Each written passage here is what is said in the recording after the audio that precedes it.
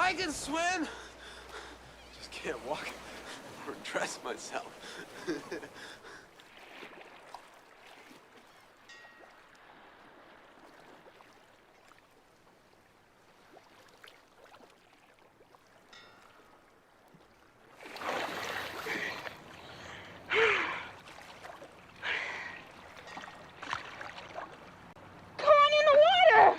Take it easy. Take it easy.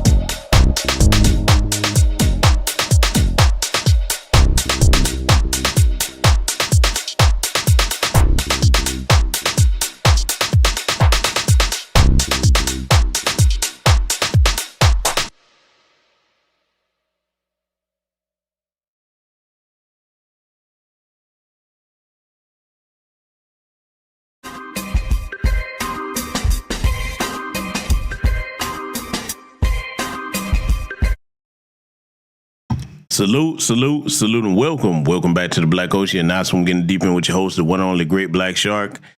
Yeah, family, I decided to go ahead and knock this out today. I was going to do this at a later time, but I said, nah, we need to go ahead and break this down while it's still fresh on everybody's minds because, oh, man, listen, we're not going to go through the entire debate, but we're definitely going to touch on the points that actually mattered in the debate. If you caught the discussion that we had last night, the broadcast that we had last night, I know it was impromptu, but you'll see I mentioned certain things that I'm going to be covering here tonight in that broadcast, okay? It's still up on the channel for those that missed it and want to go check it out. Like I said, it was at 10:30. We got started after the debate, but tonight we're going to take a look at several things that I paid attention to, certain things I'm going to point out. A lot of people are already talking about some of this, but I'm going to go ahead and mention something at the top here of this broadcast tonight. Family, the whole thing about how the Democrats conducted themselves during the 2020 election, it seems to be proven true yet again. Now, again, we don't have any hard, concrete evidence, but I'll say it's a hell of a coincidence, and y'all know what I'm talking about. Those earrings, I mean, listen, man, they look too similar to those Nova earrings that are actual earpieces. They function with a dual functionality. They're earrings and earpieces at the same time that can be used to transmit messages. So, I mean, I can't prove it, but man, if you look at it, that the resemblance is damn near identical. Okay, it is because look, we gonna get into it. We gonna get into it. I just want to go ahead and put that out there. Yes, I did notice that. A lot of people been talking about it, and we're gonna talk about that and a lot more and other things relevant to the future of Black America here. That's gonna, play into those of us who are going to either. Some people still say couch. I can understand.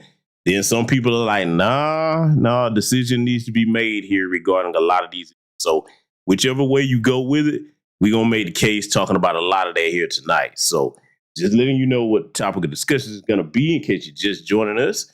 That's it. Let me scroll up here and greet my esteemed guests that I see joining us here tonight. Let me see. I see everybody. I see Late Not Last in here. I see V Mosby and the Fabulous Legs. What's going on, sister? Melanated Ted's in the house. David Williams is in here. Charlie Aches, I see you. Sister Stuns Ed, I see you. Dad Miller TV is in here. The sister Tanisha Murdoch is in here. Brilliant librarian Patricia Jenkins, I see you. Let's see, I see the sister Sakina in here. Jason Ferreira, a little country lamb. My good brother Black Truth United. Let's see, Amir L is in here. Mongo Slade's in here. The good brother Panther Strike. What's going on, Netta J? I see you, Netta Bug. What's going on? I see Michael Williams in here. Derek Parker in here. The brother Hot One is joining us. Chief X Ali is in here. Let's see. Make sure I don't miss anybody. Charles Gibson, and that's all that I see right now. Salute and welcome to all of you that are joining us tonight.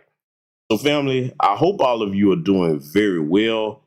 And there's a broadcast that, I'm going to do in the future is going to be on a very important subject. And, I will touch on that at a later date. I'll probably mention that at the end of the broadcast here tonight because that's something I'm going to definitely have to get together and do.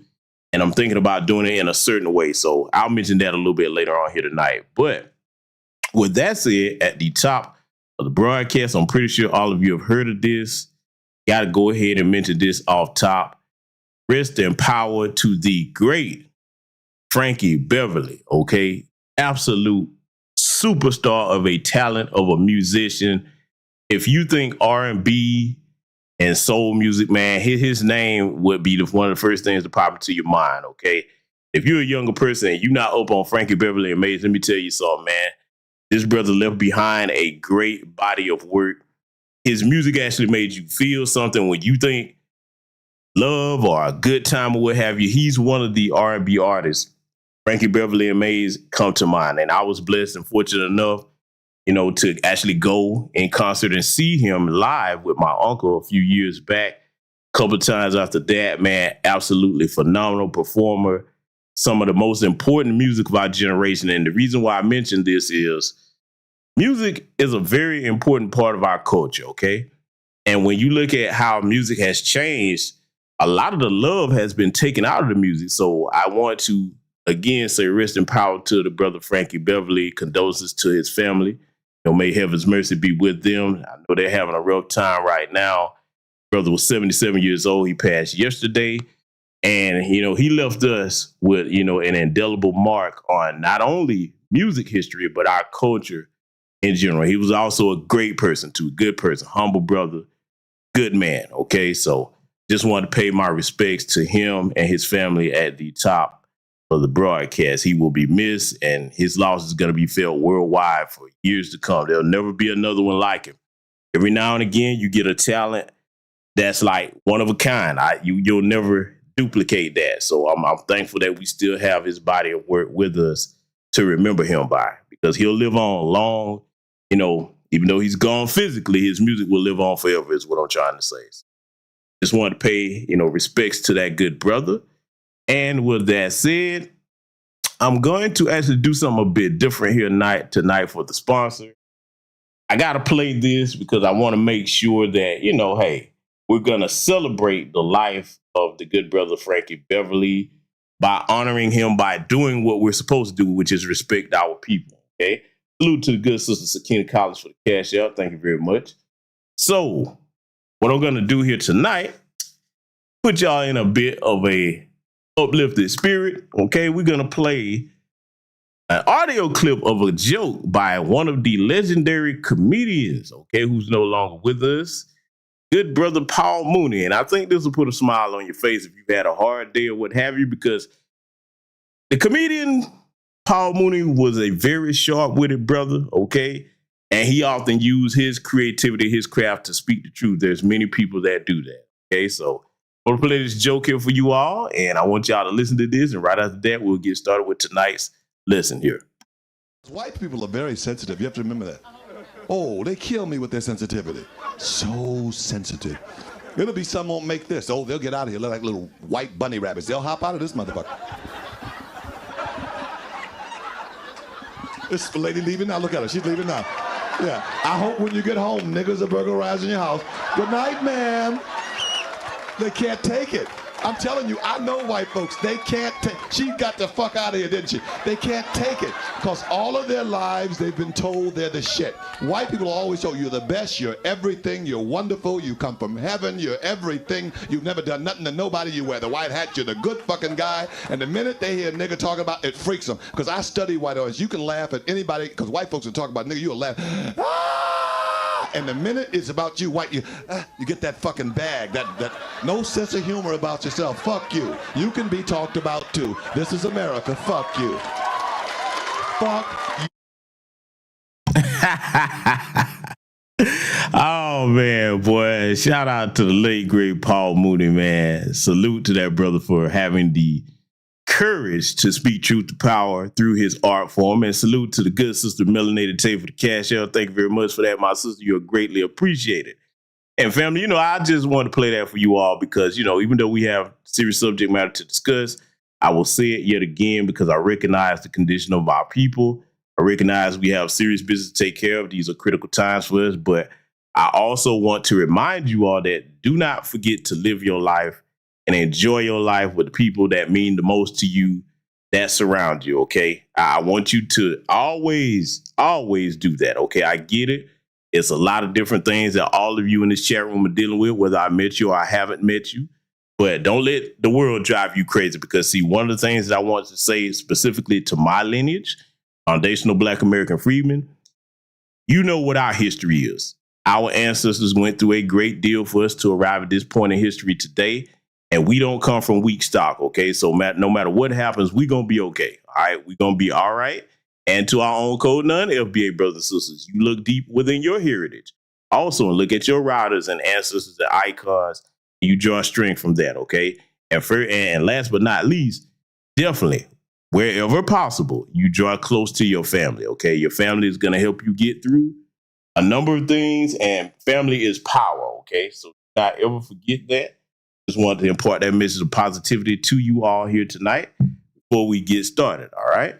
So now, with that being said, I'm going to start the broadcast off and play something that I introduced a couple of broadcasts back because I feel it's going to be very relevant to tonight's discussion.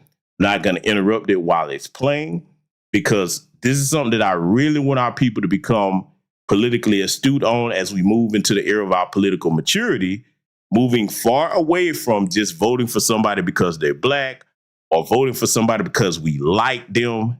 No, that has gotten us where we are today at the socioeconomic bottom.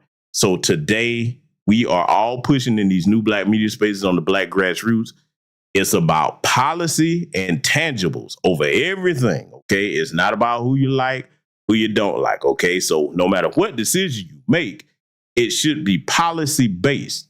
And when we say policy, let me clarify this, because this is a bad problem that I'm seeing in a lot of different spaces, because I listen to a lot, a lot of times, I watch other content creators or the brothers and sisters on the black grassroots.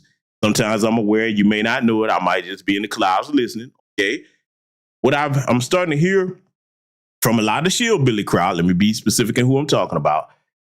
You Shillbillies, y'all really, I'm gonna tell you, you really are in a bad condition as far as like your collective intelligence when it comes to making mature adult decisions. And I'm gonna tell you why I say that. When they start giving pushback and they start talking about, Kamami, all right, Vice President, Ski-Wee VP, rather, they speak from places of emotion instead of actual fact. They don't speak from a place of what policy. They're talking about all the things that they feel about her, or the first this, first woman that, bringing up the issue about her blackness, all the other foolishness, instead of looking at her record, instead of looking at the fact that this woman has been in office 3.5 years and hadn't done none of this stuff that she's talking about. Okay, yes, we know politicians on both sides of the aisle lie. Okay, there's no such thing as an honest political party out of the major two that's in power. But we're talking straight facts about what was, okay? What was and what she's responsible for, because she's a part of the Biden-Harris administration, okay? So now with that said as a whole, I want to play this. I'm not going to interrupt it because many of you have asked me about this. Some of the younger people ask, and one of the things I pride myself on doing on this platform, if the youth ask me about something in any capacity, as a person that is an older person, experienced more than they are, I don't disrespect them. I will always take the time and the patience to do what many elders before me have done and feed them that wisdom again, because the reason why that's important before I play this, please, especially those in Gen X, let me talk to you, okay? Because I think we're better about it than the boomers, okay? But just in case somebody's listening that is a fellow Gen Xer, we're older than the millennials and Gen Z, all right? Take the time and have patience to educate these young people if they are mistaken about something, especially if they're humble enough to ask you for guidance and help, because you don't know if the brother or sister that you're looking at has the answers to things that we've been trying to figure out, okay? You never know if just giving them that piece of information that we already know, they may take that and figure out something that we didn't see. See, I'm humble enough to do that. I don't have an ego to the point where I'm so prideful that I think I know everything, or this because this person is younger than me that you can't learn something from them, or that you shouldn't be trying to help them because they're the future of our people, okay? So that's something that I want to say to my specific generation. So with that said, I'm going to go ahead and play this. I'm not going to interrupt it. And then we're going to get into everything that we're going to analyze here tonight. The corporate takeover of American politics started with a man and a memo you probably never heard of. In 1971, the U.S. Chamber of Commerce asked Lewis Powell, a corporate attorney who'd go on to become a Supreme Court justice, to draft a memo on the state of the country. Powell's memo argued that the American economic system was under broad attack from consumer, labor, and environmental groups. In reality, these groups were doing nothing more than enforcing the implicit social contract that had emerged at the end of the Second World War. They wanted to ensure corporations were responsive to all their stakeholders, workers, consumers, and the environment, not just their shareholders. Powell and the chamber saw it differently. In his memo, Powell urged businesses to mobilize for political combat and stressed that the critical ingredients for success were joint organizing and funding. The chamber distributed the memo to leading CEOs in large businesses and trade associations, hoping to persuade them that big business could dominate American politics in ways not seen since the Gilded Age. And it worked. The chamber's call for a business crusade birthed a new corporate political industry, practically overnight. Tens of thousands of corporate lobbyists and political operatives descended on Washington and state capitals across the country. I should know. I saw it happen with my own eyes. I worked at the Federal Trade Commission. Jimmy Carter had appointed consumer advocates to battle big corporations that for years had been diluting or injuring consumers. Yet almost everything we initiated at the FTC was met by unexpectedly fierce political resistance from Congress. At one point, when we began examining advertising directed at children, Congress stopped funding the agency altogether. I was dumbfounded. What had happened? In 3 words, the Powell Memo. Lobbyists and their allies in Congress, and eventually the Reagan administration, worked to defang agencies like the FTC and to staff them with officials who would overlook corporate misbehavior. Their influence led the FTC to stop seriously enforcing antitrust laws, among other things, allowing massive corporations to merge and concentrate their power even further. Washington was transformed from a sleepy government town into a glittering center of corporate America, replete with elegant office buildings, fancy restaurants, and 5-star hotels. Meanwhile, Justice Lewis Powell used the court to chip away at restrictions on corporate power in politics. His opinions in the 1970s and 80s laid the foundation for corporations to claim free speech rights in the form of financial contributions to political campaigns. Put another way, without Lewis Powell, there'd probably be no Citizens United, the case that threw out limits on corporate campaign spending as a violation of the free speech of corporations. These actions have transformed our political system. Corporate money supports platoons of lawyers, often outgunning any state or federal attorneys who dare stand in their way. Lobbying has become a $3.7 billion industry. Corporations regularly outspend labor unions and public interest groups during election years, and too many politicians in Washington represent the interests of corporations, not their constituents. As a result, corporate taxes have been cut, loopholes widened, and regulations gutted. Corporate consolidation has also given companies unprecedented market power, allowing them to raise prices on everything from baby formula to gasoline. Their profits have jumped into the stratosphere, the highest in 70 years. But despite the success of the Powell Memo, big business has not yet won. The people are beginning to fight back. First, antitrust is making a comeback. Both at the Federal Trade Commission and the Justice Department, we're seeing a new willingness to take on corporate power. Second, working people are standing up. Across the country, workers are unionizing at a faster rate than we've seen in decades, including at some of the biggest corporations in the world, and they're winning. Third, campaign finance reform is within reach. Millions of Americans are intent on limiting corporate money in politics, and politicians are starting to listen. All of these tell me that now is our best opportunity in decades to take on corporate power at the ballot box, in the workplace, and in Washington. Let's get it done. All right. So now you heard that, the Powell Memo. Keep that in your notes and thoughts. Share that with others that you know appreciate that type of information, because when you're conducting warfare, and that's what politics is, warfare without bloodshed, you need to have an understanding of how things are the way they are on the battlefield and the adversary that you're fighting against. Now, let me point this out to you, okay? And yes, this is George Carlin on the screen, because many have asked me to play that again. And since it fits into tonight's discussion, I'm definitely going to do that in a second. But let me point something out. Remember, he named 3 things there that he was just talking about. Number 2 is the most important. When the common people, the working class people, decide to stand up and fight back and unionize. But I have to point something out about where we're going right here in the present and possibly the future here.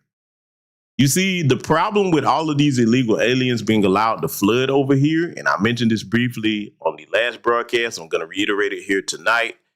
You got to understand something. The more of them that are over here, and the more that these corporations are allowed to get away with trying to hire them on the table so that they can have cheap labor. Again, we all know in business, your main cost is going to be that your workers, your payroll, so to speak. So if they can cut costs by, hey, paying these immigrants at half of what they pay a common sense American citizen that's not going to work like we on no damn plantation, especially my people, well, hey, you can unionize all you want, and they'll just say, oh, okay, you got that union over here? Cool. Let me just go ahead and get all these illegal aliens to come over here and work, and hey, you can take you and your union and be out the door. And this is why I'm saying that if you're voting for the Ski-Wee VP, okay. See, you better remember something, Shillbillies. Let me deflate your bubble for a minute, because they're riding this emotional high about Kamala and going on about how that airhead, they finally plugged the brain into her. Or in some people's cases, they're saying that they plugged them earrings into her ears and fed her them talking points. I digress. While you celebrating, you better keep in mind that Kamala, especially now that you all have bragged about raising millions of dollars for her in 24 hours, she's a multimillionaire. Her husband is a multimillionaire. You're not, chances are, okay? Chances are you're not. They're going to be just fine. You better understand that if you put the Ski-Wee VP in there and things get tough for any of these politicians in either party, they will leave here. They have multiple passports. They will move their money and themselves right the hell out of here now before you Billy start saying, GPS, you exaggerating. That ain't going to happen. Oh, really?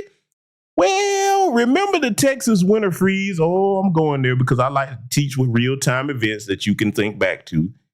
Remember in the Texas winter freeze when old Ted Cruz hopped up and took him and his whole family down to Mexico with the warm climate? Oh, you think that Ted Cruz is the only person that will jump off the ship like a damn rat and leave here if this country goes in completely into the toilet bowl where the Ski-Wee VP and Jim Crow Joe Biden are trying to flush it? And the Democrats, huh?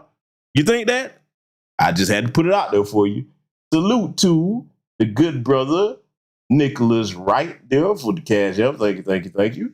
So listen, man, I just had to point that out to you all because I want you to understand that, hey, listen, you better think about yourself, your family, your community, and everything that you need to take care of to make sure you're good. These people, they are good many times over. They're not feeling good. They are good, okay? They are good, all right?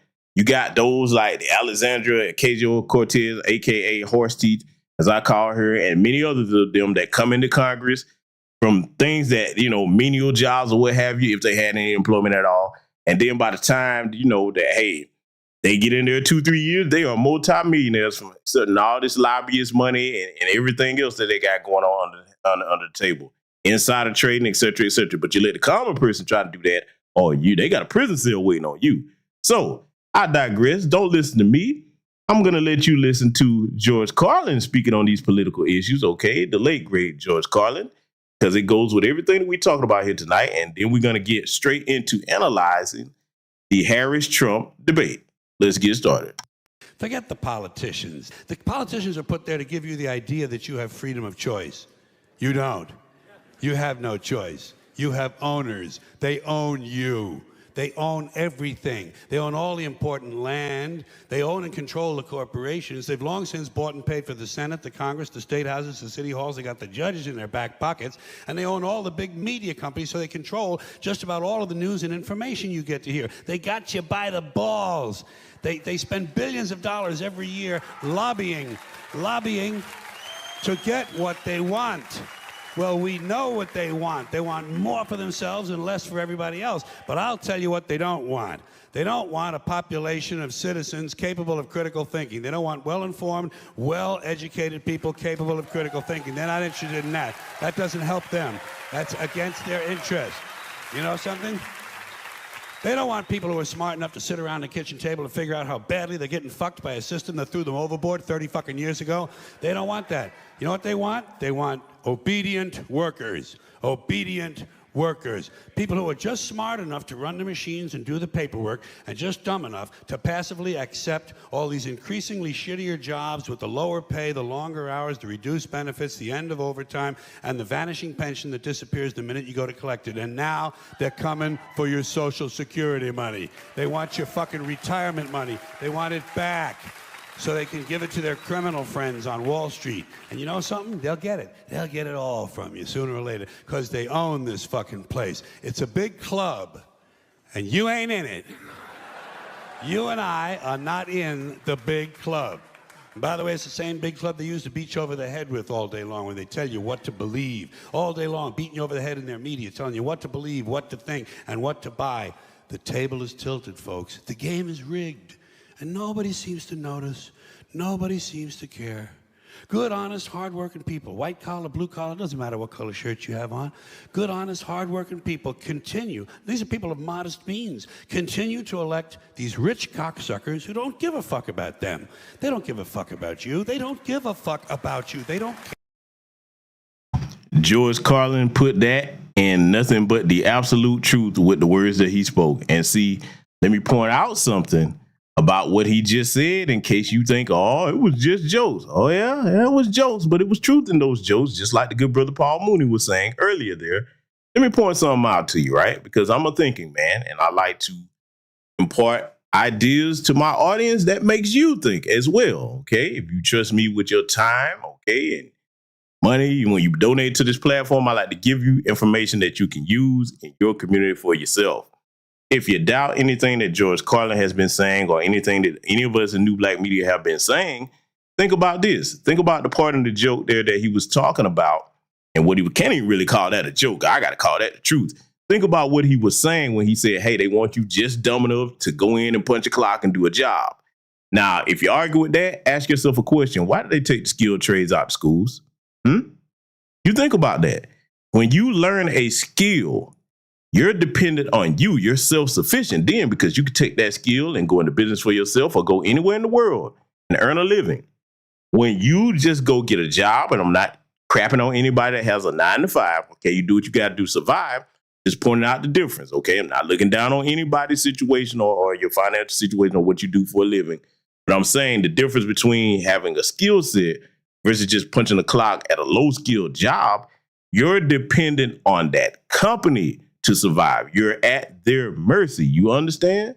So there's the truth in what he's saying. Again, you ask yourself if they really cared about what's in the best interest of American citizens as a whole, you would never remove the skilled trades out of school because, hey, just in case somebody decide that college isn't for them and they, rather go ahead and hit the ground running and perfecting their craft and something, they should have the skilled trades in the high school. That should be made mandatory. That's one thing I wish the candidates were talking about. And what we're going to review here tonight, that should be mandatory, man. The skilled trades need to be back in the schools in a major way. And I'm talking about not just, whether you're working with metal, your plumbing or what have you, we need to have the technical skilled trades in there too. Okay, since we live in a technological society, that's the future. These things should be at entry level at best in these schools today. Okay, but see, again, when all they want is worker drones, nah, they're like, we can't have you learning anything that's going to make you self-sufficient, okay? So there's the truth of that, all right? Just want to make sure I put that on y'all. So salute to everybody else that just came in here. Salute to the good brother Project Leroy for the cash out. I see my lieutenant has joined us, the beloved good sister Tam Chan. Welcome, welcome. You and everybody else that joined us. So we're going to go ahead and get straight into analyzing this debate here because this is what I'm going to do, right? I'm going to show this from two different angles with the highlights, all right? We're not going to go through the whole thing, but I'm going to show you an unbiased perspective, okay, or a less biased perspective, and then I'm going to show you the biased perspective of ABC. Oh, we got a lot of ground to cover tonight, ladies and gentlemen. Yes, we do. Going to go ahead and get started with it because, see, let me show you something. I always come with the facts, and for those of you that were on my community tab, if you saw this, oh, yeah, I don't know if y'all knew it or not, because, if you watched it like I did, I said it in last night's broadcast.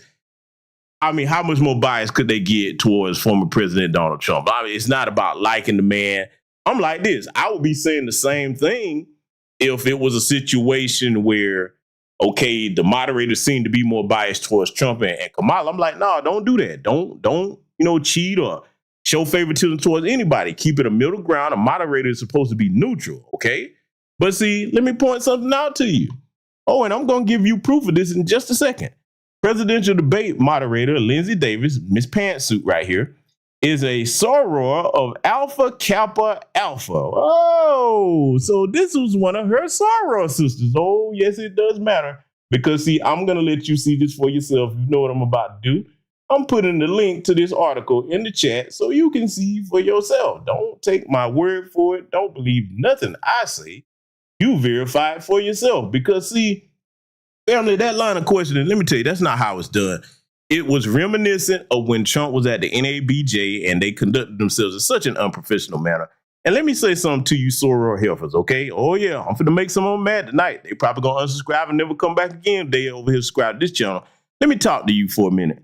Those of you that, are so enamored by the Ski-Wee VP, in this very broadcast here tonight, in the opening minutes of it, I've given you evidence and things that you better start thinking about. And I've also pointed out the fact that you keep it mighty hard for people that are set for life while you still struggling, okay?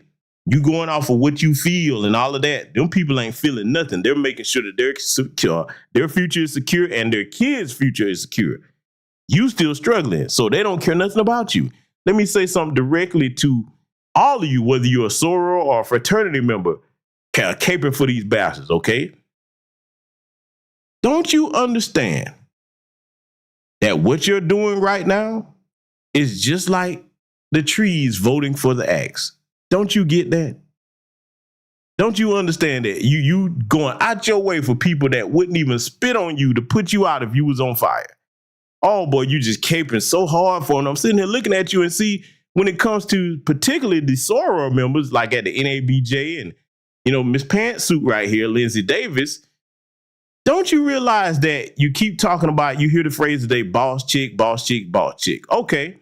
Don't you think if you a boss chick and you got so much power, what good, family? Let me ask this question. What good is power without intelligence? You in a position where you up there at the NABJ and wherever to put your people in a empowered position to ask relevant questions, but no, you trying to take little pot shots at Trump and everybody else. That's very foolish. You dropped the ball. And history is going to show how big of a fool you were because, see, what you don't understand, why do you think they're allowing all these illegal aliens to come in here? What I'm saying, let me make it plain for the shield builders that hadn't caught on yet while you going, oh, it's Ski-Wee VP and all the rest of that. Let me make it plain for you. They finna replace your goofy asses. And you're helping them do it. That's going to be the ultimate punchline to the joke. You're helping them replace you. Don't you get that?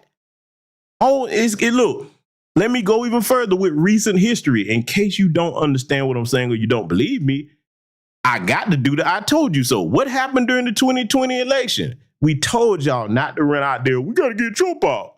Okay, you did it. And we were like, if you get him out, get some exchange for it. No, man, we got to get Trump out. Okay, all right. You got him out, and look what happened. This economy has been flipped upside down. But, hey, I don't know nothing.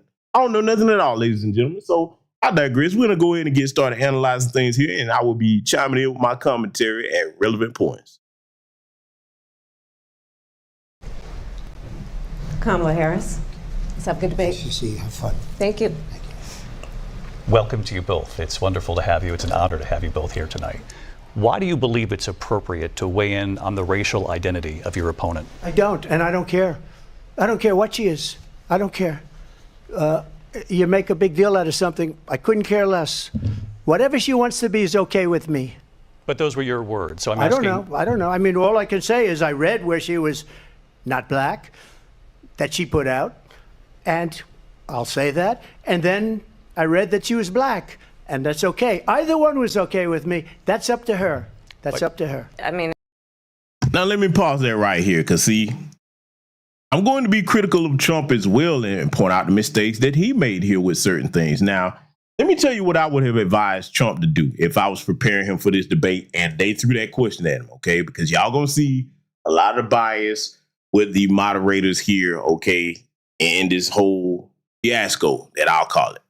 But what I would have told him, I would have said, if you're going to answer that or if they press you with that, here's how you say that.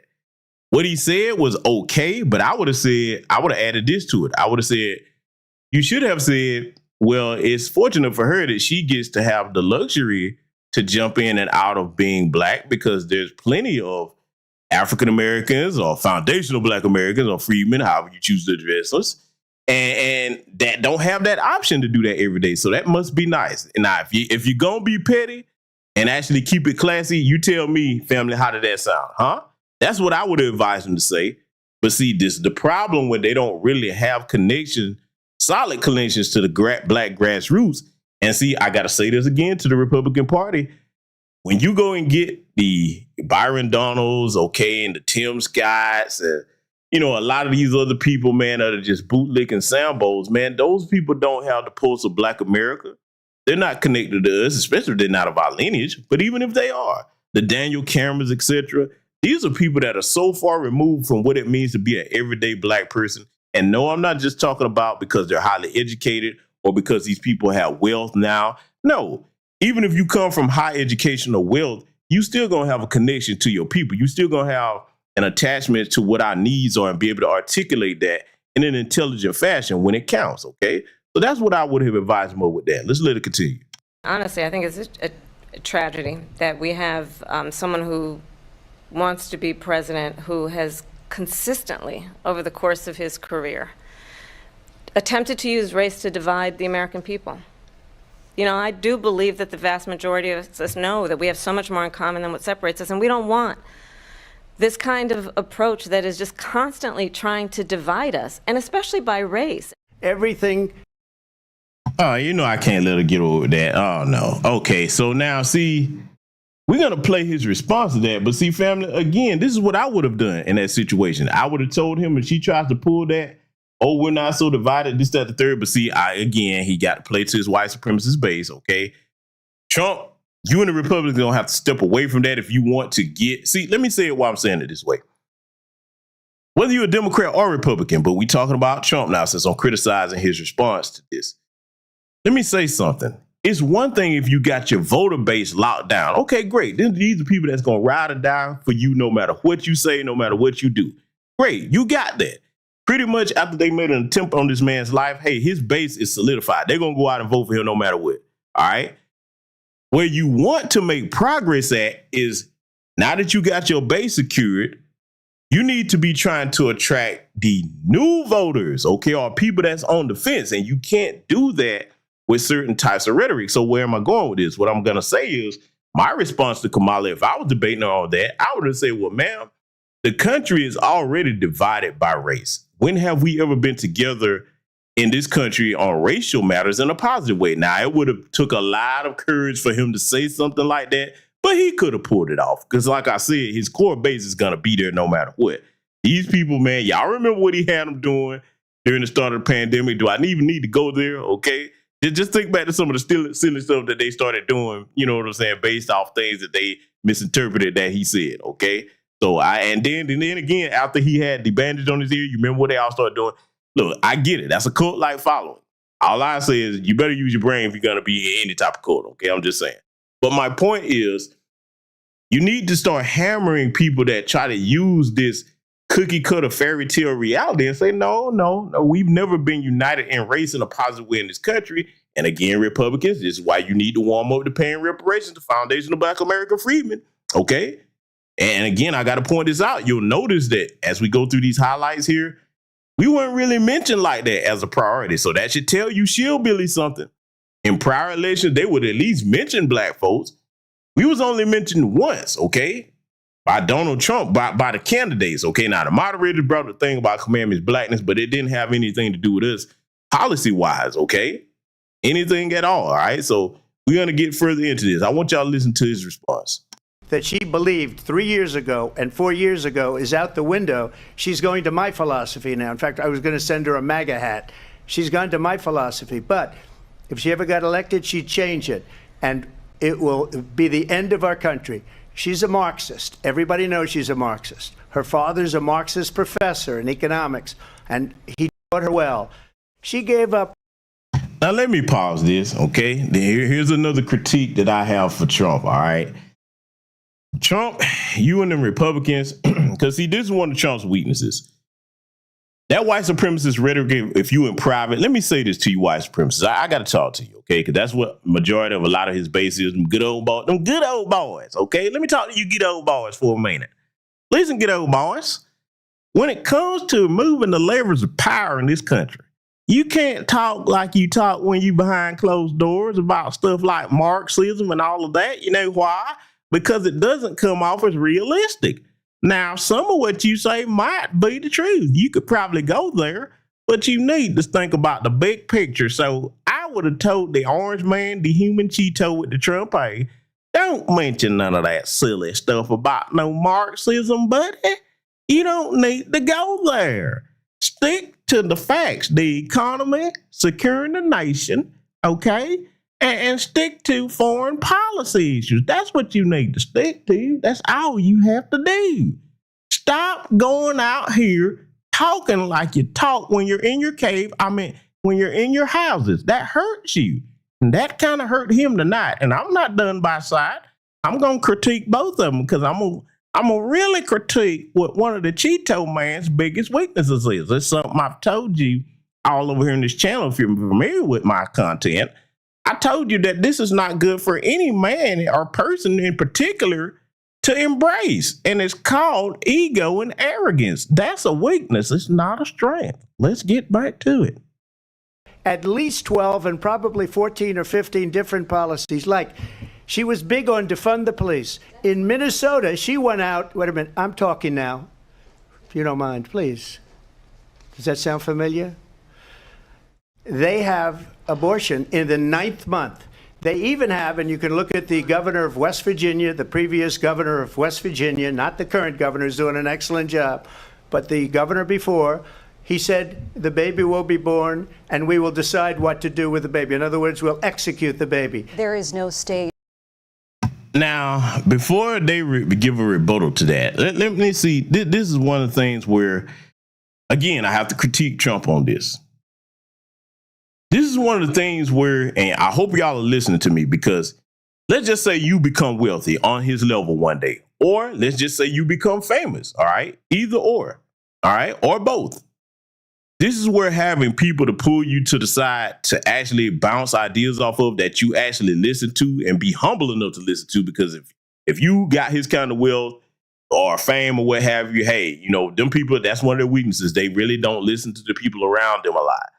You need to have people around you that are not just yes men and women, but people that be like, hey, man, if you going to say that, you need to make sure you got specific information, date, time, name. Don't just give an anecdotal response to that. You need to say, it needs to be something where if somebody pull that up, because for example, what she's about to do, she's about to hit him with like something that's matter of fact, but he should have said, hey, listen, regardless of that being the issue about it not being legal to actually do that, this is what this person said. And they seem to be pushing this issue all the time. So I'm just letting my position be clear on it. See, you have to understand how to speak and address these types of things. You don't just throw stuff out there without proof. For example, I'll apply it to myself.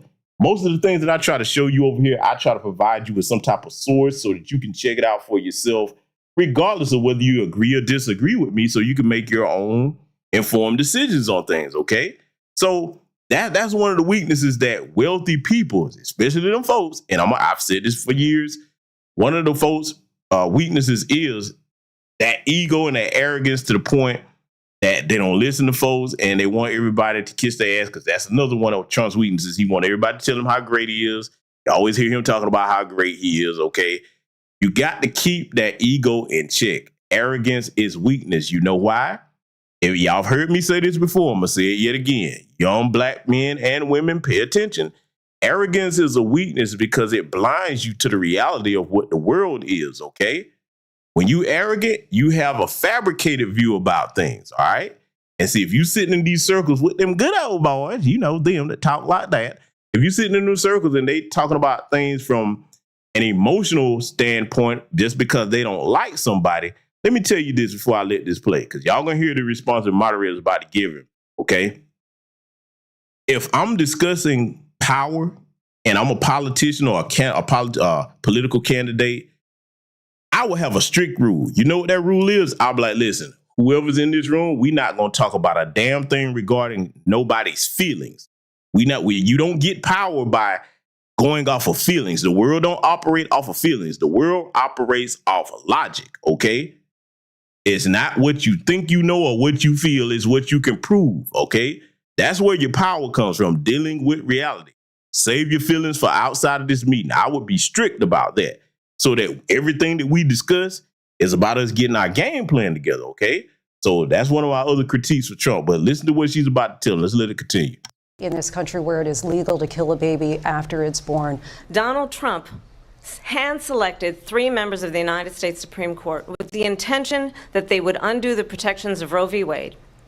And they did exactly as he intended. And now in over 20 states, there are Trump abortion bans, which make it criminal for a doctor or nurse to provide health care. In one state, it provides prison for life. Trump abortion bans that make no exception even for rape and incest, which understand what that means. A survivor of a crime of violation to their body does not have the right to make a decision about what happens to their body next. That is immoral. And I pledge to you, when Congress passes a bill to put back in place the protections of Roe v. Wade, as President of the United States, I will proudly sign it into law. But understand, if Donald Trump were to be reelected, he will sign a national abortion ban. It's a lie. I'm not signing a ban, and there's no reason to sign a ban because we've gotten what everybody wanted. Democrats, Republicans, and everybody else, and every legal scholar wanted it to be brought back into the states, and the states are voting. And it may take a little time, but for 52 years, this issue has torn our country apart, and they've wanted it back in the states. And I did something that nobody thought was possible. The states are now voting. What she says is an absolute lie. And as far as the abortion ban, no, I'm not in favor of abortion ban, but it doesn't matter because this issue has now been taken over by the states. Would you support? Now, let me go ahead and tell you what I would have advised Trump to do, because, see, this is something that I noticed during watching the debate. I noticed the strategy that Kamala was using. She was basically, because, look, you got to understand something. Politics, again, is warfare without bloodshed. What they did, they studied this man and said, okay, we're going to watch old footage of him. We've seen how you can, he's got an ego and you can rattle him because, in a way, I got to go here with Trump. In a way, you can kind of get at him with words and he'll start responding like he's on a playground or something, okay? It's easy to rattle him and get you off your square. He should have stayed calm and composed like he was when he was debating Joe Biden, all right? That's what I would have hammered into his head. But see, the other thing that I would have told him to do, unless they bring up that abortion thing, just steer clear of that, because one of the strategies she's trying to do, and y'all tell me if I'm wrong about this, because you can clearly see it. I've shown you on this channel. You've seen it for yourselves. She keeps talking about that particular issue. She's trying to make that the centerpiece of her campaign because she's trying to appeal to the thotty karate crowd. And I'm talking about all races when I say that want to be irresponsible enough to use abortion as birth control. That is immoral and that is insane. Yes, in the 3 instances, and I'm going to say this again because this is where I come down on that issue. Somebody forced themselves on a woman, okay? Y'all know how I feel about that crime, that if it's proven that you did that, that should be punishable by capital punishment. But, okay, if it's incest, all right, or life-threatening pregnancy, all right? Those are the 3 exceptions. Now, the minute that she started trying to lie like he said that and he didn't, and that wasn't his position, because he's made it clear what his position is, he should have hammered back at her. And I would have said, okay, now you see a commander-in-chief that's willing to outright lie about something like that and misquote me. Do you really trust somebody like that? See, I'm a bit more of a verbal strategist. This is why I keep telling people, supposed to be talking about debate me, this, that, the third. I'm like, you sure, Giblet? You sure that's what you want? Because one, you're not going to get me angry in no type of war of words. Oh, no, that's not going to happen, okay? I'm a master of grace under fire.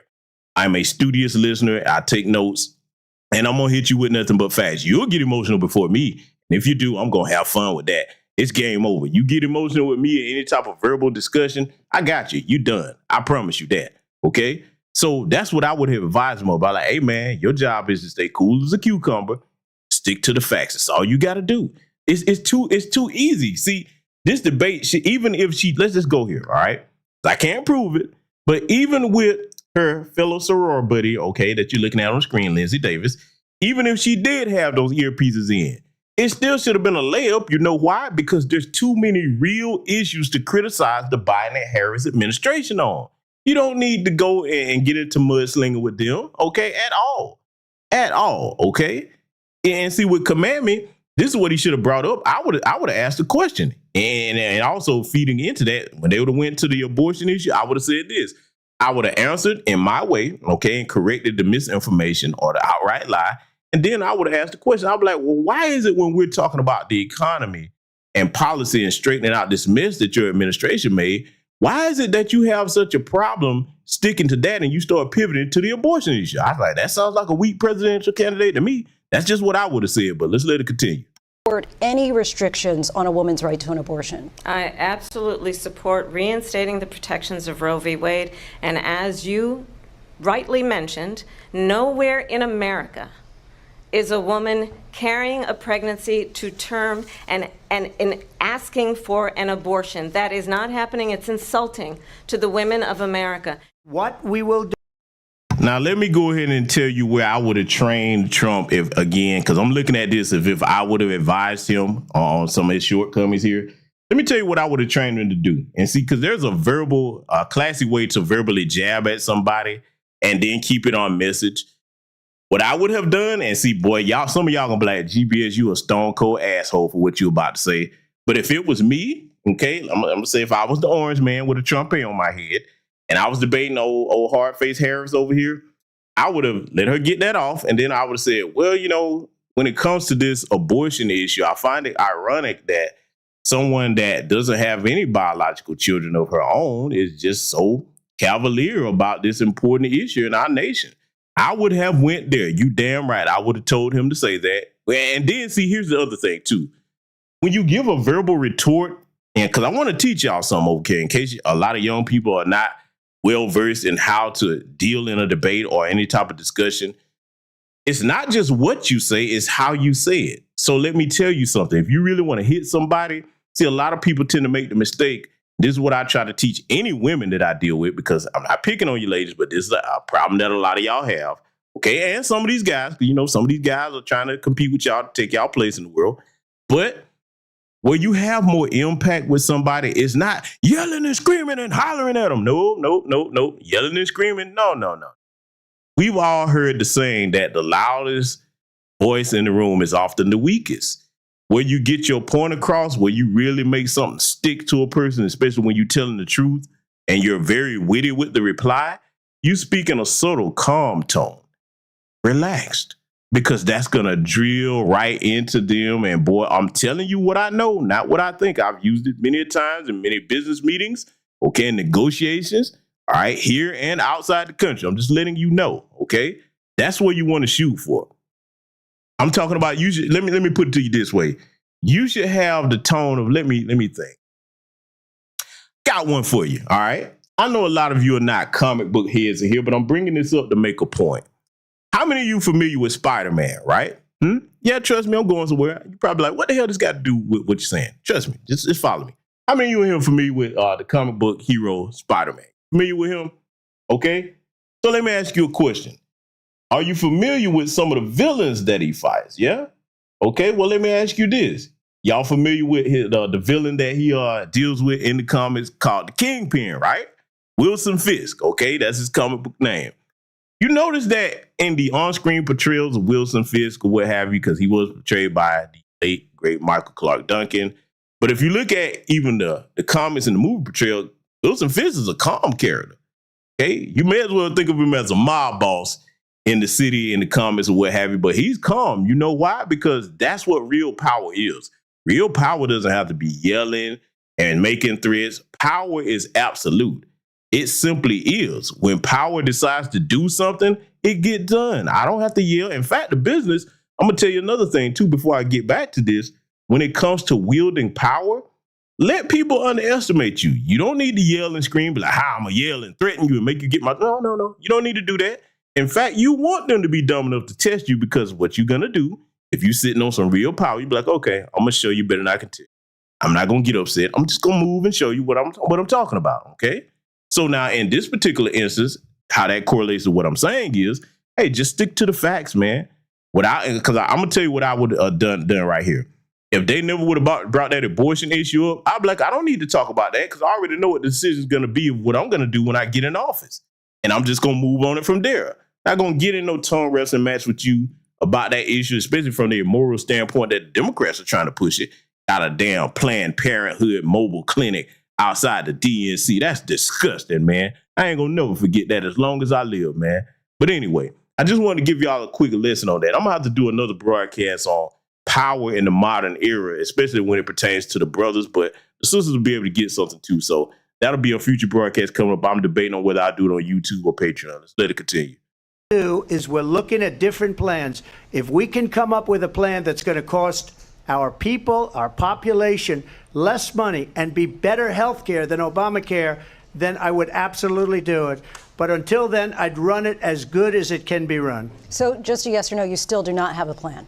I have concepts of a plan. Now, let me pause it right here in case anybody doubted what I put on the screen there. Tell me if that's not biased or not. That's really unprofessional. That's almost like you trying to, it was really like a 3-on-1. And she kind of, man, look, if that article wouldn't have came out that I just showed y'all right there, it was still showing she did too much. I'm like, okay, great. This your sorority sister. Y'all, you gonna help her out? Make it a little more subtle than that. You're doing way too much.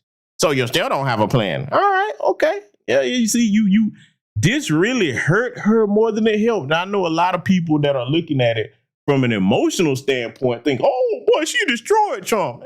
No. Let me tell you something. Let's be clear on this before I let this go. Get back to it, rather.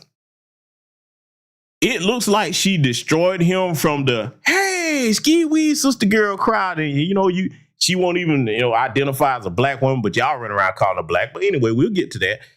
It looks like a win for those of you that live in the realm of emotionalism, but to the average American that watched that debate that's concerned about kitchen table issues, it made her look very bad, and it really proved the reason why they've been hiding her. Because again, they pulled out the brain and plugged it into her, or as some say, it might have been the earrings. I can't prove that. I don't have any hard evidence. I'm just saying those earrings look mighty close to those Nova earpiece devices. They really do. You be the judge. Look it up for yourself. But I'm just saying it really makes you look bad when you got to go through all this chicanery. And then if you factor into all the stuff that y'all been trying to do, coming at this man, throwing all these cases at him. If you wanted to get him, the time to get him should have been right out of office. Why did you wait till the man decided to run politically again to start doing all that? See, the average American isn't as stupid as you think, okay? Definitely not if you on this channel, you're not. We do some thinking over here, okay? So I'm just saying, it really wasn't as good a look as they think. And mark my words, if they do another debate, it won't be like this. I promise you that. Oh, it won't be like this. If I had to bet money on it, one thing I'll say about this, because Trump, believe it or not, as full of himself as he is, he's got sense enough to know when, you know what I'm saying, something should have been easier for him or he did poorly. So if I had to bet money on it, he'd be like, okay, you know what? I don't like to lose. So if it's going to be another debate coming up, I'm going to get that ass this time. Okay. So I hope that's if there's another debate, we shall see. Okay. It's a lot been transpiring between now and November that's coming up. Okay. It's been so much happening. There's a lot to keep up with, but we'll see. Let's let it continue. I'm not president right now, but if we come up with something, I would only change it if we come up with something that's better and less expensive. And there are concepts and options we have to do that. And you'll be hearing about it in the not too distant future. I'm going to actually do something really unusual, and I'm going to invite you to attend one of Donald Trump's rallies, because it's a really interesting thing to watch. You will see during the course of his rallies, he talks about fictional characters like Hannibal Lecter. He will talk about windmills cause cancer. And what you will also notice is that people start leaving his rallies early out of exhaustion and boredom. And I will tell you, the one thing you will not hear him talk about is you. You will not hear him talk about your needs, your dreams, and your desires. And I'll tell you, I believe you deserve a president who actually puts you first, and I pledge to you that I will. We have the biggest rallies, the most incredible rallies in the history of politics. That's because people want to take their country back. Our country is being lost. We're a failing nation. In Springfield, they're eating the dogs, the people that came in. They're eating the cats. They're eating the pets of the people that live there. And this is what's happening in our country, and it's a shame. I just want to. Oh, wow, boy. And Trump went there with the cats and the pits and all of that. So, you know something? I'm going to say something here. We're going to inject a bit of levity back into this because, well, you know, for all the faults that I'm critiquing Trump on here, and I'm going to be getting on Commandment too. Oh, you know I'm going to get on her. But, family, we're not aware of something. And do y'all know what that is? Do y'all know what we're not aware of? We're not aware of, you know, the new voter base that Trump is going to pick up by mentioning that. And I'm going to show you what that new voter base is right now. I want y'all to take a look at this. Yeah. Uh-oh. Yes, I did. I went there with it. No, I didn't design this. I saw this on the internet. This isn't me, okay? I know what y'all thinking. GBS, you didn't know. I didn't do this. I didn't do it, but I found it. Listen. This is the new voter base, y'all. We probably did not know that our little furry friends have voter registration and ID cards. So, you know, hey, pets for Trump. They're like, yeah, you tell them, Orange, man. They've been trying to make us into feline filet mignon, you know what I'm saying? And duck a la carte and all of this, you know. So, hey, pets for Trump. You see them? There it is, ladies and gentlemen. They got the signs up. They out there protesting with their American flags. Doggone it. American pets or citizens, too. They're going to get out here and make their voices felt and heard. Oh, y'all laughing in the chat, man. That's serious business for them. Listen, for those of you that sit there and laugh at this, you think how terrifying that would be for you to be a pet out here minding your own business and somebody that jumped into your country, because you're a citizen, jumped into your country illegally and try to put you on a plate. That is not right. That is not fair. And damn it, pets for Trump is not going to have it, okay? So I just wanted to make sure I acknowledge that with what he said. You know, he's trying to stand up and be a president for everybody, literally. Okay. So anyway, I digress, ladies and gentlemen. Let's get back to it. Clarify here. You bring up Springfield, Ohio, and ABC News did reach out to the city manager there. He told us there have been no credible reports of specific claims of pets being harmed, injured, or abused by individuals within the immigrant community. Crime here is up and through the roof. Despite their fraudulent statements that they made, crime in this country is through the roof. And we have a new form of crime. It's called migrant crime. And it's happening at levels that nobody thought possible. President Trump, as you know, the FBI says overall violent crime is actually coming down in this country. Well, I think this is.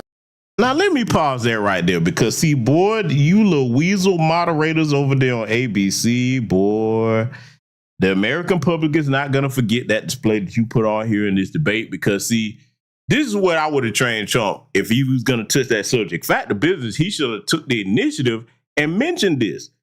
He should have brought up Aurora, Colorado, and black. This what let me tell you how I would have told him to say it.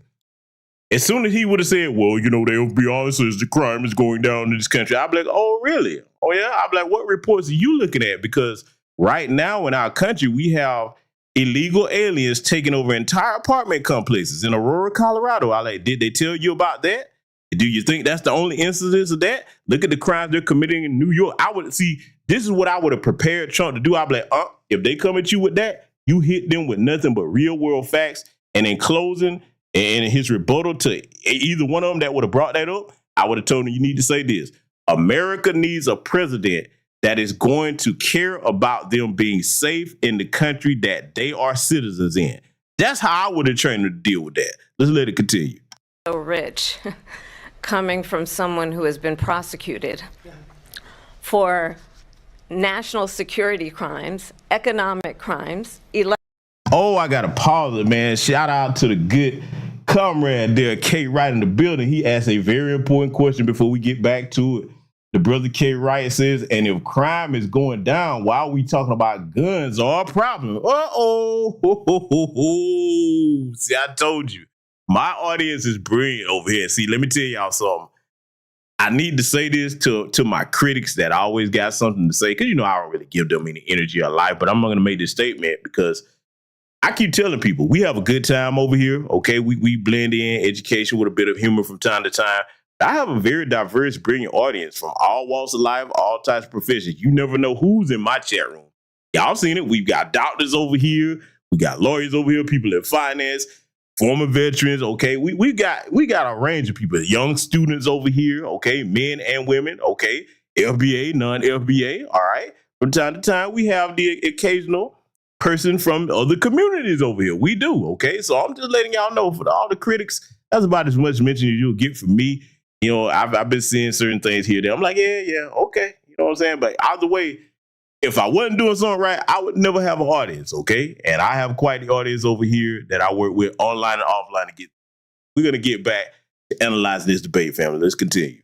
Election interference, has been found liable for sexual assault, and his next big court appearance is in November at his own criminal sentencing.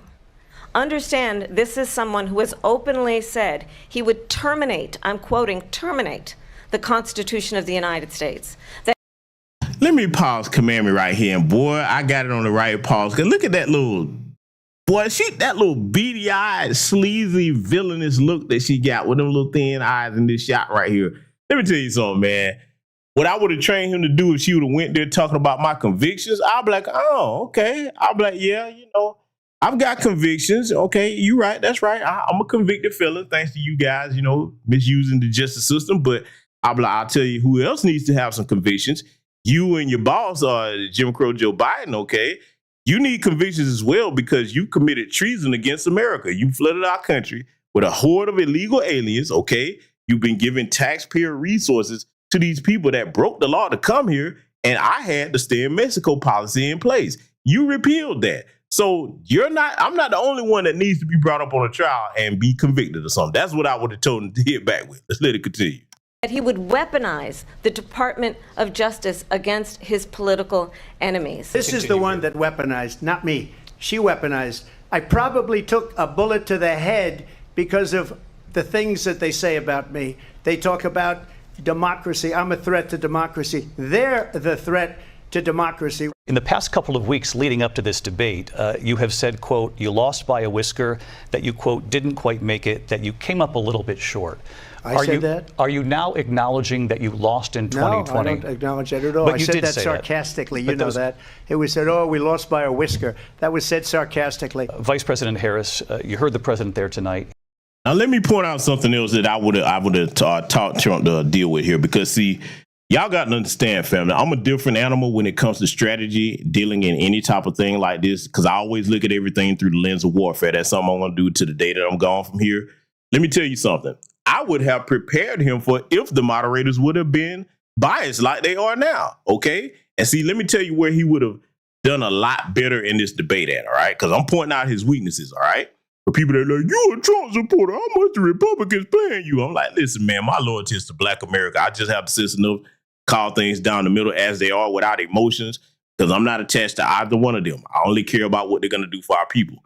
But what I would have trained him to do, I would have told him this. I would like, okay, they're going to come at you with all this other stuff by trying to keep you on your heels on the defensive. This is how you handle that. Pay close attention. If anybody ever tries to do this with you in a debate or a discussion, you answer what they're saying, but you keep your answer short, and then you pivot back to the main points that you want to make. And you know what I would have told them to pivot back to? I'm like, give a brief answer. Don't spend a soliloquy on it because they're trying to waste time. Give a curt, brief answer, and then say, now back to what really matters to the American people, which is policies, okay? The American people are suffering right now. We're going to talk about what we're going to do when I get in office. I actually have my policies on my website, and they've been on there for quite some time, unlike somebody else that just copy and paste it from her former boss's website. And by the way, if you think that this is the right candidate for the job, well, then look at what they've done for 3.5 years. You want more of the same? How can she possibly be a different person when she's a part of what has been done to this country? See, that's how you pivot back. That's how you dominate a conversation from a verbal position of power. You understand? You keep your answer to whatever they're trying to throw you off your game with short, and you swing it right back to the way you want. And even if they try to interrupt you, let me tell you why that's good. Let's just say they cut his mic when he tried that. Because I'm thorough with the strategy. What I would have said, I'm like, it doesn't matter they cut their mic. The American people are going to hear that you were trying to speak to their needs, and anybody that's trying to stop you from doing that, an intelligent American voter, even if they hadn't made up their mind, they were like, yeah, you see what they're trying to do? They're trying to stop the man from fighting for what's important to us. That's what I would have prepared him to do. Let's get back to it. He said he didn't say that he lost by a whisker. So he still believes he did not lose the election that was won by President Biden and yourself. But I do want to ask you about something that's come up in the last couple of days. This was a post from President Trump about this upcoming election. I see the sister Devin Haley in the chat room. She said, "Where's her accent?" Well, all I can say to you, Sister Devin Haley, you better thank a union member. Did you thank one today? Did you thank a union member? That the accent you're talking about? You better thank a union member. That accent? Look, maybe she put it in her back pocket or something. You know what I'm saying? I mean, boy, look at this mug on this heifer right here. I'm trying not to be petty, but Jesus Christ. You know what? I gotta go. I'm gonna get it off, family. I promise I'm not gonna do this whole broadcast. I got to get this off because when I see things, I got to get it off my chest. I got a question to ask my audience participation. I need to ask if I'm the only one that sees this. How many of you are horror movie fans? How many horror movies? I got to say this. I got to do it. I promise I'm not going to be completely petty here tonight, but I got to get this off. How many of you are horror movie fans? Any horror movie fans in here? I'm asking for a reason because I need to ask a very important question. I want you to tell me in the chat room if you see what I'm saying. Have any of you seen any of the Halloween movies? Okay. Michael Myers, the pimp in the dicky suit that run around with the kitchen knife, giving you a living hell. Doesn't her face look like a Michael Myers mask? Don't she look like Michael Myers with a damn wig on? I'm just saying, this is what I see. I'm not going to keep on it the whole night, but I'm just saying, don't she look like Michael Myers with a wig on? Only thing she missing is the dicky suit and a kitchen knife. That's what she looks like. I'm going to leave it alone. Salute to my good brother, Black Vulture Reloaded. I know the West Coast. I'm going to leave it alone, fam. We're going to get back to it. I just had to get it off my chest. Let it continue. Just weeks away. He said, when I win, those people who cheated, and then he lists donors, voters, election officials, he says will be prosecuted to the fullest extent of the law, which will include long-term prison sentences. One of your campaign's top lawyers responded saying, we won't let Donald Trump intimidate us. We won't let him suppress the vote. Is that what you believe he's trying to do here? Donald Trump was fired by 81 million people. So let's be clear about that. And clearly he is having a very difficult time processing that. All right, family. So now that was some of the highlights there from another network. You know what I'm saying? The network that put those particular highlights together. All right. They tried to be somewhat more fair about things. But see, now we're going to switch over to analyzing ABC's highlights. Oh, yeah. We're going to switch over to analyzing ABC's highlights. Look, I'm just sorry. Look, Kamala Myers, whatever you want to call it. I'm just saying that face, man. Y'all want to put that? We deserve that. Well, I was one of them. I mean, because the other one is a Cheeto with a Trump A on. But I mean, look, like I said, they should be the last two old ass candidates that people get behind to vote. Okay, we need a change of the old guard to the new guard that's living in modern times, and that's where we should be heading, the young people of the future. I digress. Family, we're going to start analyzing now the other side of what ABC put together, okay? Oh, yeah, boy, they ain't going to like this broadcast. I'm going to play this, and then I'm going to show y'all the stark difference from the pieces that they took to analyze, and you're going to see what ABC tried to do with their highlights. Let's get into that. Presidential candidates Kamala Harris and Donald Trump meeting on the debate stage for the first time. Kamala Harris, let's have a good debate. See, have fun. Thank you. The vice president walking to the former president's podium to shake his hand in Philadelphia, the two standing just 6 feet apart. From the start, the gloves were off. Tonight, you're going to hear from the same old tired playbook, a bunch of lies, grievances, and name-calling. Trump punching back. She's a Marxist. Everybody knows she's a Marxist. Her father's a Marxist professor in economics, and he taught her well. The stakes could not be higher for tonight's debate.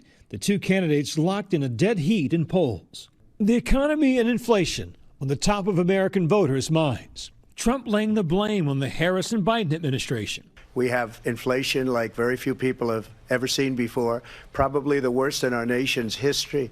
We were at 21%. Harris responding. Donald Trump left us the worst unemployment since the Great Depression. Donald Trump left us the worst public health epidemic in a century.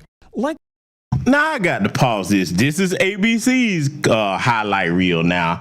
Family, let me tell you something. What I don't like about that statement that she just made there, The pandemic came out of nowhere. There's nothing that any human being could have done to turn that around.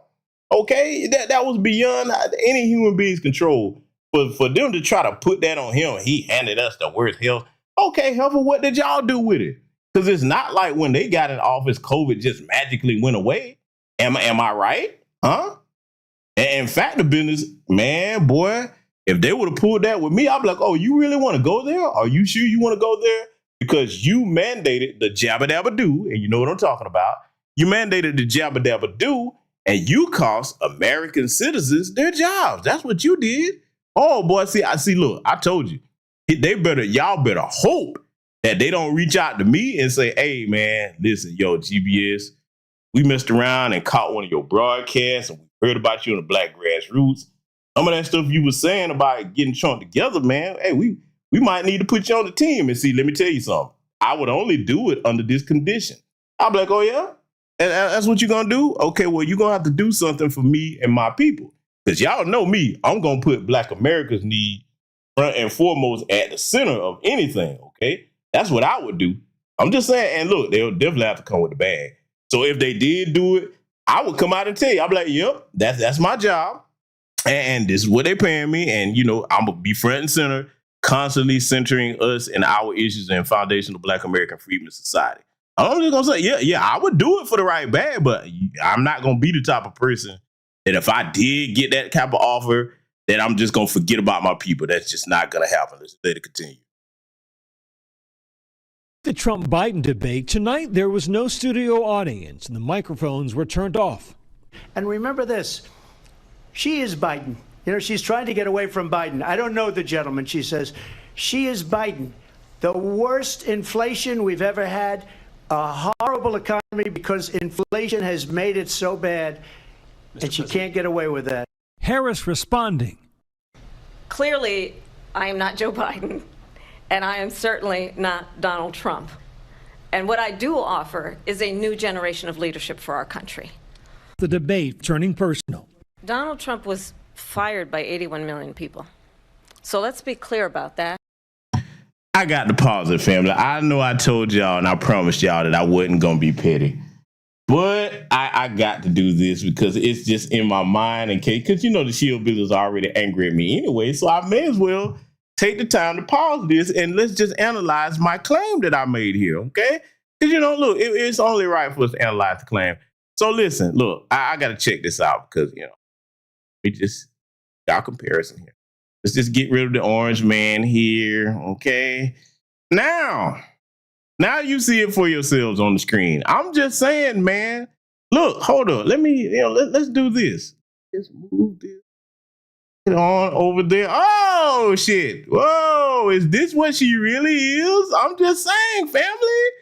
Yeah, I mean, come on, man. I know I'm not the only one. Y'all, look at it. Side by side. Look at it. Let me show you something.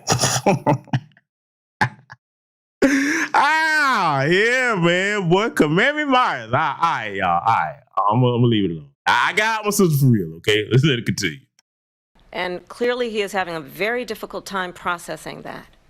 Trump claiming Biden was pushed off the Democratic ticket. You talk about a threat to democracy. He got 14 million votes and they threw him out of office. And you know what? I'll give you a little secret. He hates her. He can't stand her. Both candidates get. Now, I want to comment on that, okay? I honestly do believe the orange man is right about that because let's be honest, man. Look at how they did little old poor cognitive decline Jim Crow Joe, who I do not have a shred of sympathy for. Mr. 94 crime bill, okay? You don't want your kids going to school in racist jungle. I remember what he really is, okay? Just because he's seen out and lose his mind doesn't mean I'm going to have any compassion for him. Let that be for his wife and his sons and whoever. But just think about it from Jim Crow Joe's point of view, okay? This old wrinkled up alabaster has done enormous, tremendous damage to our community. He done put in some hardcore white supremacist work. He was trained by the best, the Strom Thurmans, okay, the Senator Robert Byrds and all the rest of them. Okay, so now he done given his whole life to undermining and burying Black society as much as he can. And then you gonna boot him out the door just like that? So yeah, you know that man can't stand command me like that. He's got a grudge. Look, let me tell you something, dude. They better hope they better hope that Biden, since he's going down there, hey, you know, he might mess around and come out, man, and, you know, start rocking a Trump hat or something. I mean, I'm just saying it could happen. Look, watch this, right? What happens if somebody in the Trump administration decide to supply his boy there, you know, bitch can't do it like me, Hunter Big Rocks Biden, with a lifetime supply of cocaine, okay? But the condition is you got to get your daddy to put on this MAGA hat. You think Hunter Biden won't do that? I'm just saying, you think Hunter Biden won't sell his daddy out for endless, unlimited supply of the best drugs on the planet, okay?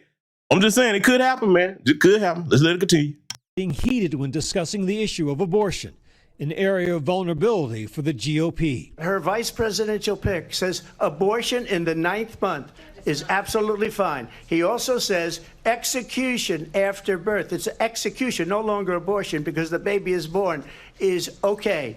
And that's not okay with me, hence the vote. ABC News fact-checking the former president. There is no state in this country where it is legal to kill a baby after it's born. Harris, after reminding Now, you hear this. This is from ABC, their highlight reel. Why are they only fact-checking Trump? Where's the fact-checking about the things that Kamami was talking about? Okay, Kamami Myers, yeah, that's going to be a new name, okay? Kamami up here, all the stuff that she was saying that was, you know, falsehood, because they act like he's the only one that made falsehoods or incorrect statements. He wasn't. Both of them were up there doing that, all right, on certain things, all right? So they just stayed putting it. See, y'all see this? See, this goes to show you something that New Black Media has been saying for years. They are mostly liberally biased, all right? They're incapable of actually giving the people actual facts. You're not supposed to have a side in actual media like that. You're supposed to just relay the facts to the people and let the people make up their own minds, okay? That's what you're really supposed to do if you're going to be a professional journalist. But we are long past the era of professionalism today. I know that. I'm just saying the way it's supposed to be. But see, everything that you're going to hear in this reel here is going to be Trump, Trump, Trump, Trump, Trump, Trump, Trump. Boy, it couldn't be more biased. So I got to say this. If there is a second debate, if I was Trump, I'd be like, the only way if we going to do it, you're going to have to come over to Fox News and the right-wing platforms that are friendly to me. It's only right. And see, watch this. Whether you like Donald Trump or not, tell me you don't respect that. Twice now, this man that we've seen have walked into a hostile environment. The NABJ, look how they acted towards him. They're very unprofessional. And then this ABC debate that he had against Kamami here. Okay? 3-on-1. Say what you want about the man, but he got the balls to actually go into hostile territory and stand on his square. I got to respect him for that now. I respect that part about what he's doing there. Let's get back to it. Americans of Trump's role in selecting members of the Supreme Court who overturned Roe v. Wade went on the attack. I absolutely support reinstating the protections of Roe v. Wade.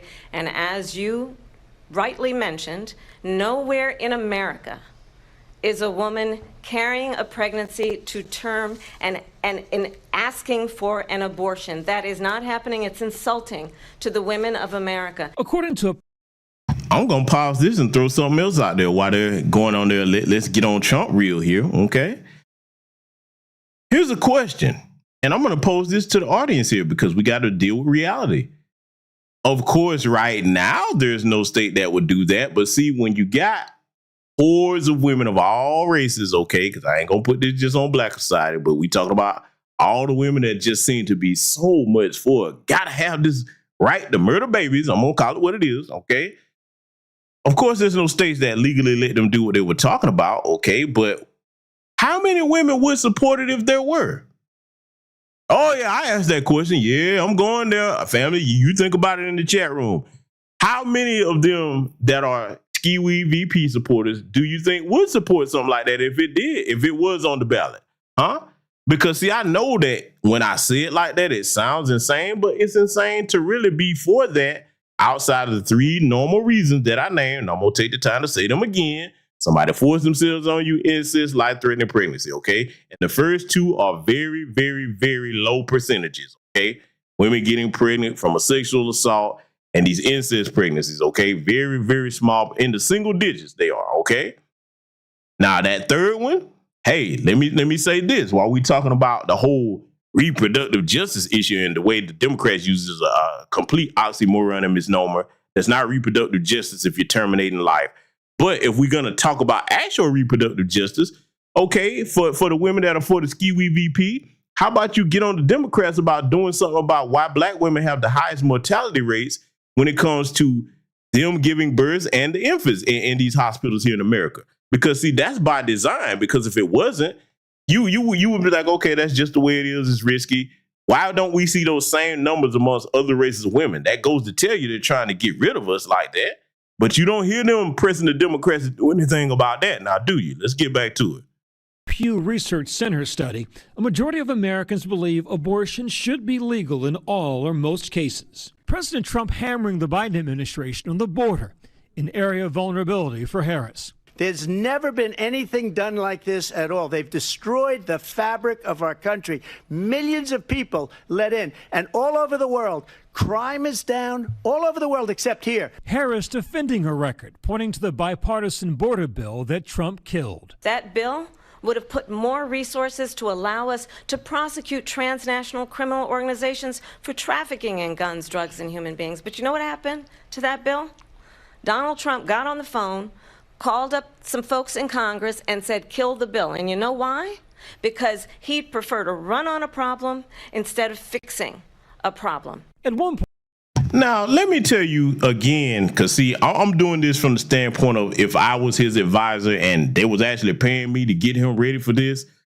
When she said that, I'm like, oh, you really want to go here and start talking about immigration bills and keep talking about how I called somebody to kill a bill? Well, listen up. If you all would have left my stay in Mexico policy in place, we wouldn't even be talking about any of this in the first place. See, that's how you shut them down. You understand? Everybody in here that watches football, you know what a shutdown corner is, right? Shutdown cornerback. That's how you shut them down in an intellectual debate, on a verbal sparring match, okay? See, always stick to the facts, okay? Excuse me. Always stick to the facts. Simple, okay? It's not complicated, complicated, or what have you. All you have to do is stick to the simple facts and just drive home and be on target. Don't get personal. Don't get rattled. Don't try to trade insult for insult. And if you are going to insult, do it from a calm, strategic manner. Like everything you've heard me say here tonight. Can you imagine, family, if that was me debating her? Because, see, I'm telling you what I'm saying to you on this mic. And look, I wouldn't need any notes. That's one thing about, look, if you ever see me publicly speaking somewhere, one thing you'll notice about me, I don't have to have no notes because what I have to say is upstairs in my head. Oh, yes, this brain works quite well, all right? Works quite well. I don't need notes. I damn near have an eidetic memory, okay? I damn near do. All right, so for me, I would be her worst nightmare. I'll be like, oh, you got the right one. You want to start talking about policies? I'll be like, sure you want to do this, Giblet? Huh? Commandment Myers, you sure you want to go here? No, I wouldn't call her Commandment Myers in a debate setting, okay? I would clown her after the fact, but while we're debating, oh, man. Man, because see, look, I'm going to say it again. If there's any Republicans listening to this broadcast, you do know that this should have been far easier for Donald Trump, even with the biased moderators, okay? You got to get your boy prepared and using composure. Composure in warfare is a strength. It allows you to see everything on the battlefield clearly and then to formulate strategies to deal with these things on the battlefield, okay? You cannot be emotional when it comes to any type of warfare. Let's let it continue. Trump repeating debunked claims about immigrants in Springfield, Ohio. In Springfield, they're eating the dogs, the people that came in. They're eating the cats. They're eating the pets of the people that live there. I just want to clarify here. You bring up Springfield, Ohio, and ABC News did reach out to the city manager there. He told us there have been no credible reports of specific claims of pets being harmed, injured, or abused by individuals within the immigrant community. Both candidates going after one another. Harris needling Trump about his rallies. You will see during the course of his rallies, he talks about fictional characters like Hannibal Lecter. He will talk about windmills cause cancer. And what you will also notice is that people start leaving his rallies early out of exhaustion and boredom. People don't go to her rallies. There's no reason to go. And the people that do go, she's bussing them in and paying them to be there. ABC News anchor. I'm not gonna lie.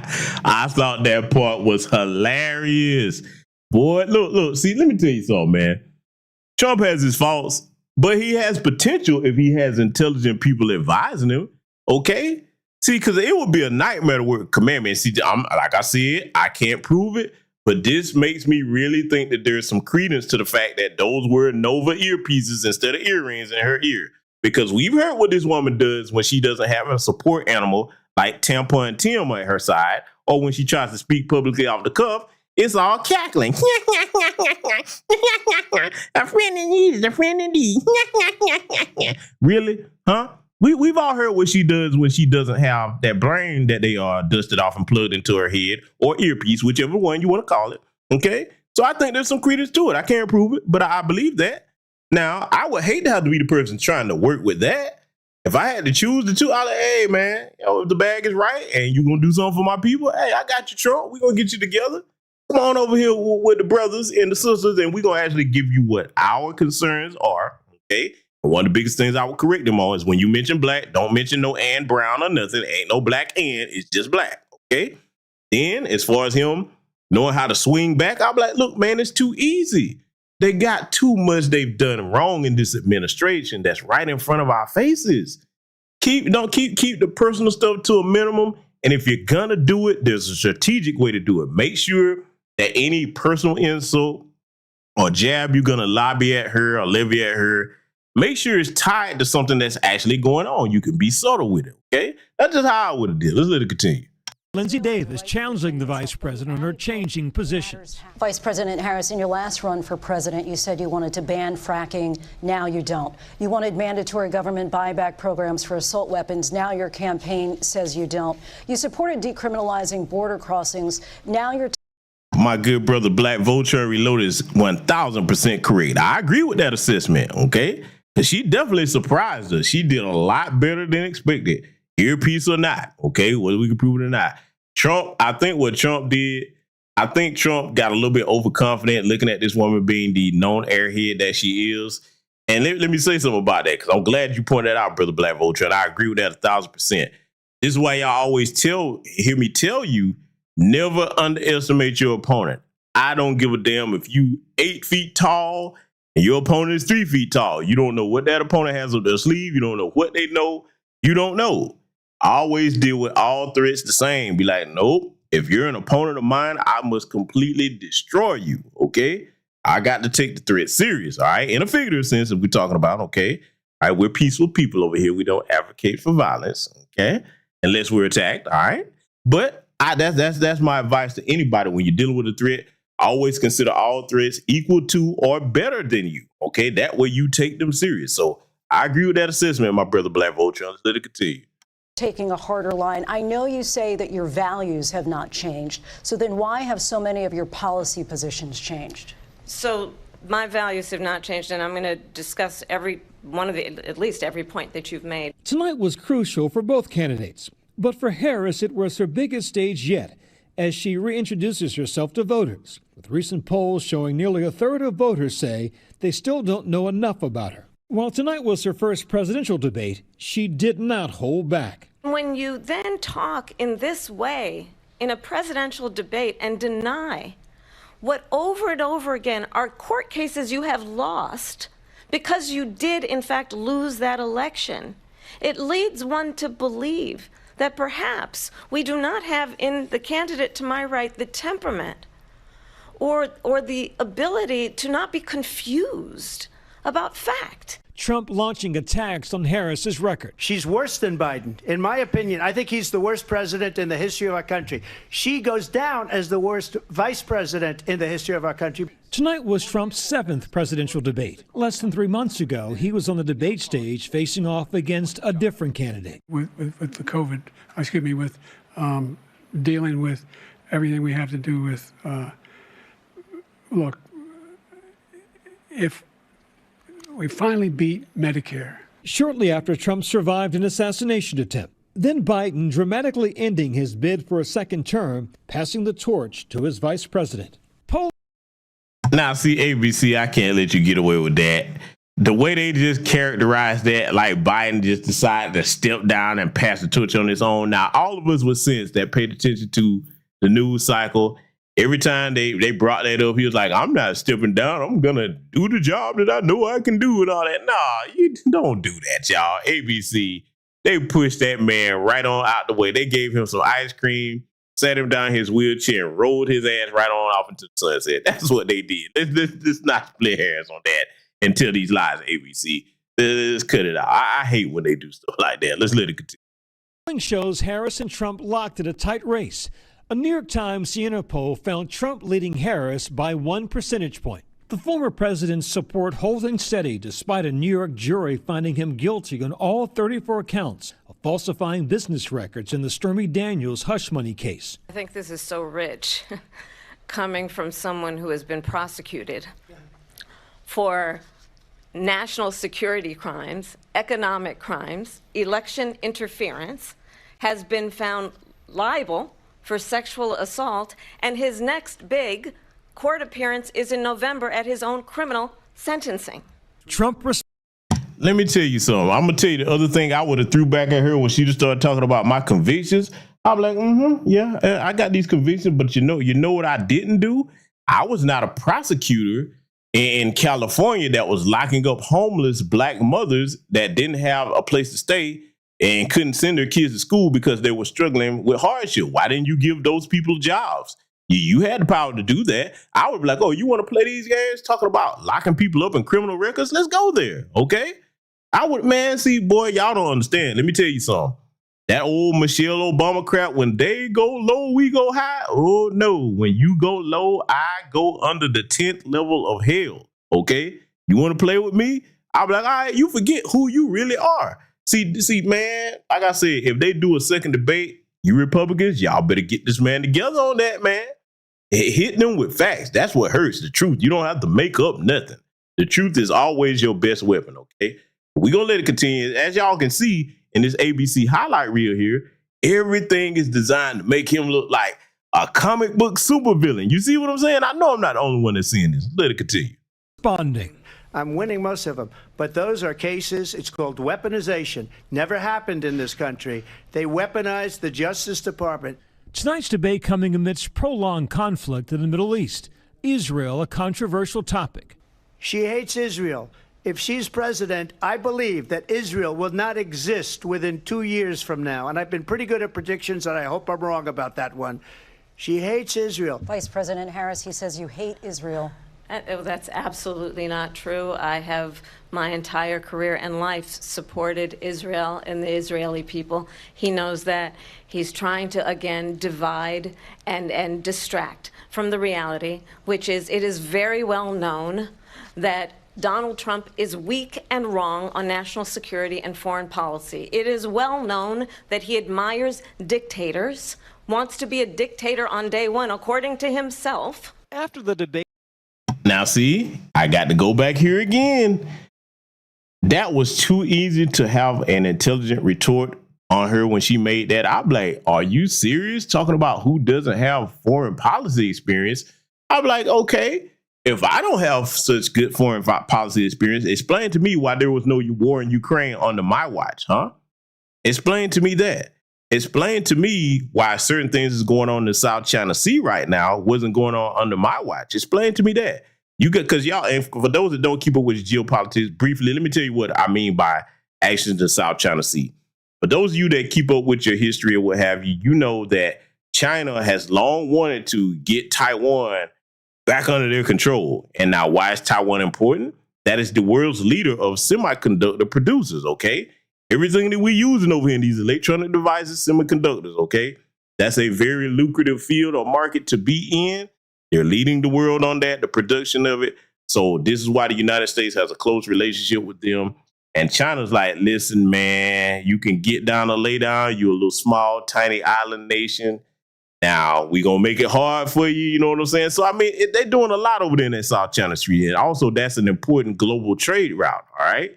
So now I would have hit her with that. And I would have told her, I say, OK, since you say then, because Trump should have never went personal to my she hates Israel. I would have just told her, I'm like, OK, show me based off of what she's done in her political career that gives you confidence that she can manage that situation any better than she has the situation with Russia and Ukraine, huh? See, I would have started hitting word fast. I'd be like, let's compare policies. You know what I'm saying? See, take the personal off the table. I would have had Trump trained to say, nah, man, if she tried to go there with you, I'm like, let's compare who's done what policy-wise, huh? Let's go there and see who's had more success.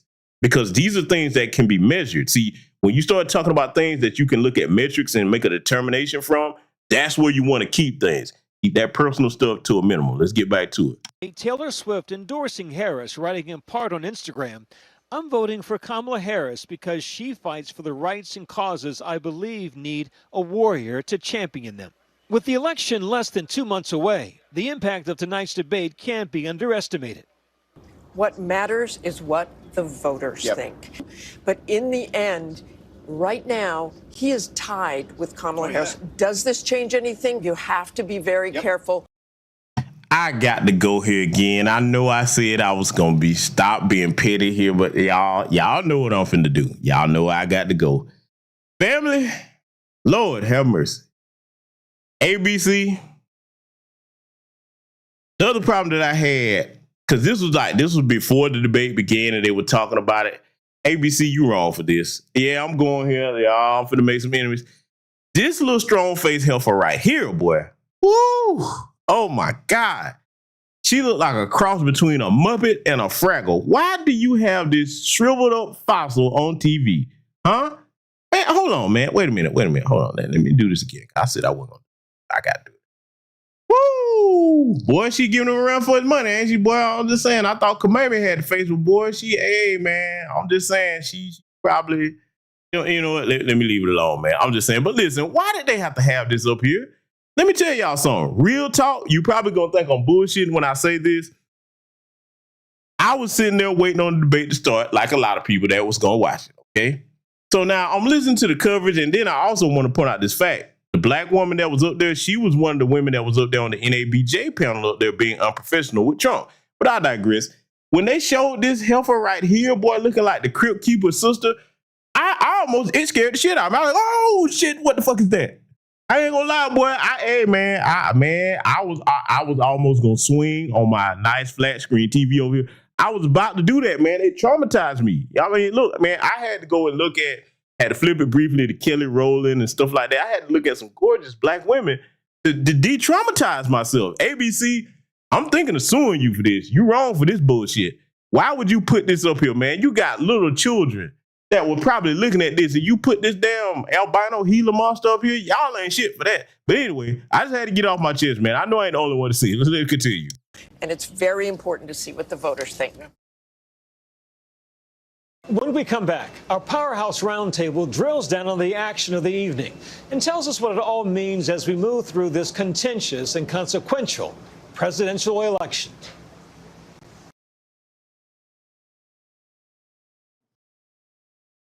All right, family. So now, hey, y'all in the chat room laughing. Come on now. Y'all know that woman was hard to look at. Okay? But anyway, we gonna get me serious, okay? I promise I done got it all my system, man. But I just have to get these things off.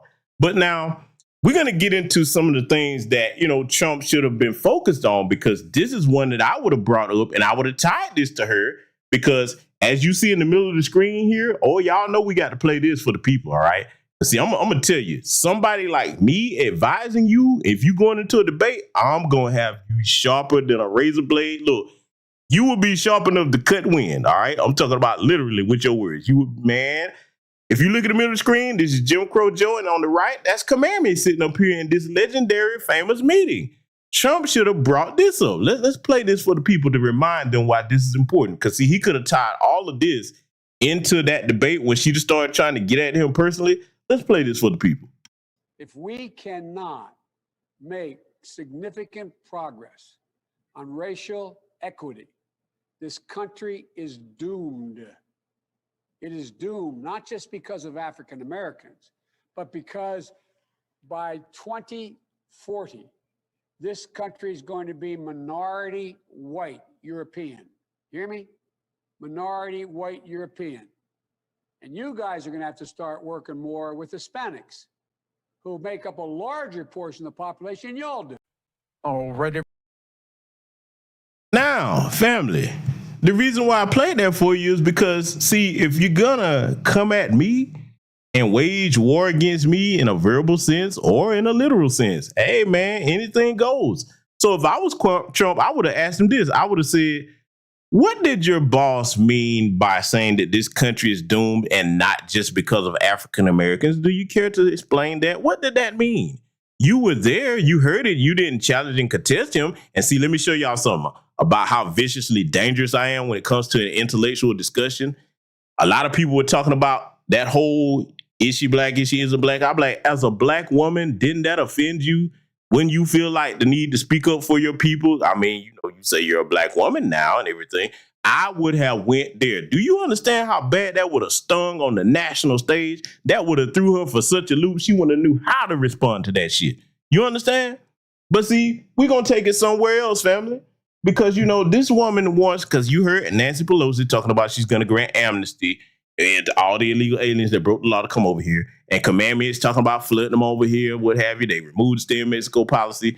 And this is what we got going on right here. While they're talking about all the crime that's down, let's take a look at this news report, family. Everyone, welcome back here to Live Now from Fox. We'll take a look at this really disturbing video. It has been making the rounds, going viral. This is out in Aurora, Colorado, and it's one that is making headlines, of course, all over the country, where the mayor of Aurora says Venezuelan gangs are overrunning apartment buildings there as part of an organized criminal effort. Local police have called the incidents isolated, but surveillance video from at least one of the complexes is very startling, as you can see from this video right here. Now, we want to go on for more on this story about what's happening in Aurora. We're joined by Fox News senior national correspondent William Lajeunesse. William. Many say the problem began when the Biden-Harris team opened the border with migrant apprehensions from Cuba, Haiti, Nicaragua, and Venezuela, jumping from 17,000 in 2020 to 600,000 in 2022. So the administration created the CHNV program, which provided migrants from those four countries with humanitarian parole and invited them in.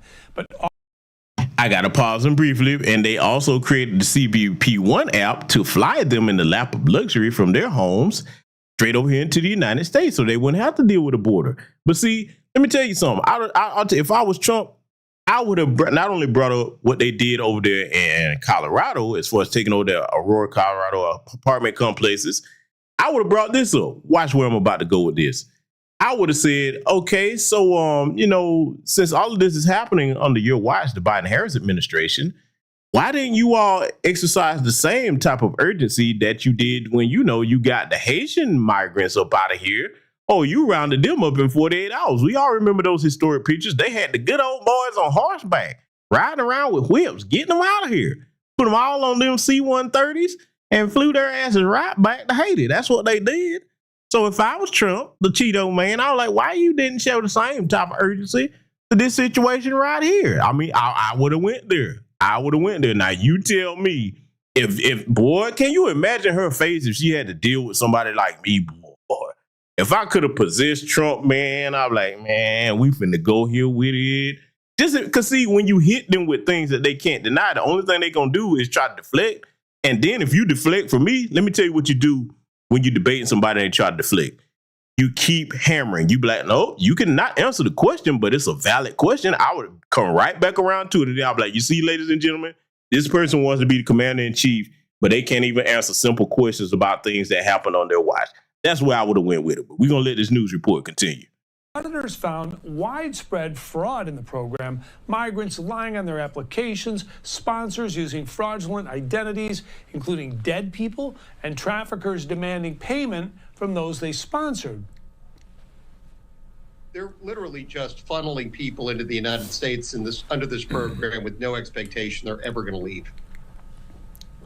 And that's what sources say we are seeing now, a mix of innocent migrants along with graduates of the Venezuelan prison gang Tren de Agua, extorting tenants for payment. There are several buildings actually under the same ownership, out-of-state ownership, that have fallen to these Venezuelan gangs. We did everything we could to quite frankly, keep them out of the city, because it's not our problem. This is a federal problem. So DHS briefly suspended that CHNV program, but restarted it this week, saying they've worked out the kinks. Well, it invites about 30,000 illegal migrants a month to enter the U.S. from those 4 countries. Now, critics say there are 2 problems. One, we still have no way to vet these migrants because we can't get at their criminal histories because those countries will not cooperate, and we can't send them back because their countries won't take them back, which is why you see some of the behavior these gang members appearing to act without any regard to police. It's illegal for them to carry a firearm, and you see from the video they've got plenty of long guns and handguns as well. Now, let me stop and go here, because we got a couple of situations coming up that we're going to analyze that's going to deal with exactly what he's talking about the police in particular. But see, let me talk to you white folks out there. You get white folks. Where's all this back to blue when you see these migrants jumping on police and assaulting them? Where's that back to blue crowd talking about law and order and justice? You know they're mighty quiet about that. You don't see black people running around doing none of that they got going on. You just don't see it. So now, regarding all of this, oh, well, they can't send them back because they won't take them back. Let me tell you something. You got to give Trump credit for this. When they was trying that foolishness before he had to stay in Mexico policy, he said, okay, you going to take them back or we going to cut this financial aid. Now, tell me that's not a smart move to make. Like, oh, you like these checks we giving you, huh?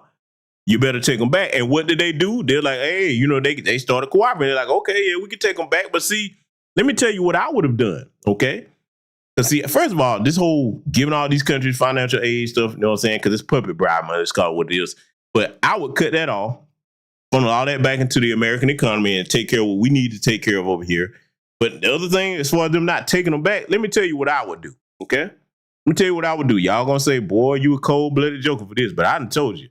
I want catapults on the border, and y'all know my border plan, 10-mile wide military base, constantly manned with National Guard and reservists, okay? In conjunction with the Border Patrol, all right? That border would be militarized. I'm talking about to the point where if you came over here, somebody from the military would have to help let you in the country. But see, in addition to my catapults to fling your ass up out of here, what I would do, I'm like, oh, you're not going to take them back? Gotcha, okay? Load your asses up on planes just like it did the Haitians, and I would have your ass in little old boxes with parachutes and dump your ass right back over there in your country. I damn sure would. Or I'm not playing. I mean that. I am not being facetious. Put your ass in a box, you go parachute, and just dump you right back in your country. You going back by any means necessary. You're going back to where you belong. Let's let it continue. Because if they're going to be arrested, they're simply going to be released, and they're not going to be deported because we can't keep them, right? Can't afford to keep them. And all those people you see, we have the biometric information on them, but police are not making any arrests. I'll send it back to you. So, Will, I mean, what's the plan here with this? I mean, are they just going to be able to stay for as long as they want? I mean, what's the plan to actually apprehend these people? So the local police department is allegedly working with the feds, but I will tell you, while Denver is a sanctuary city, Colorado is not officially a sanctuary state, but when you will look at the rules, there are a lot of prohibitions, I am told, by the local police to actually cooperating with ICE or DEA or HSI, Homeland Security investigations.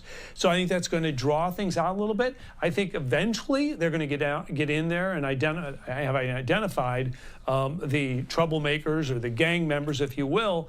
But again, we have nowhere to send them.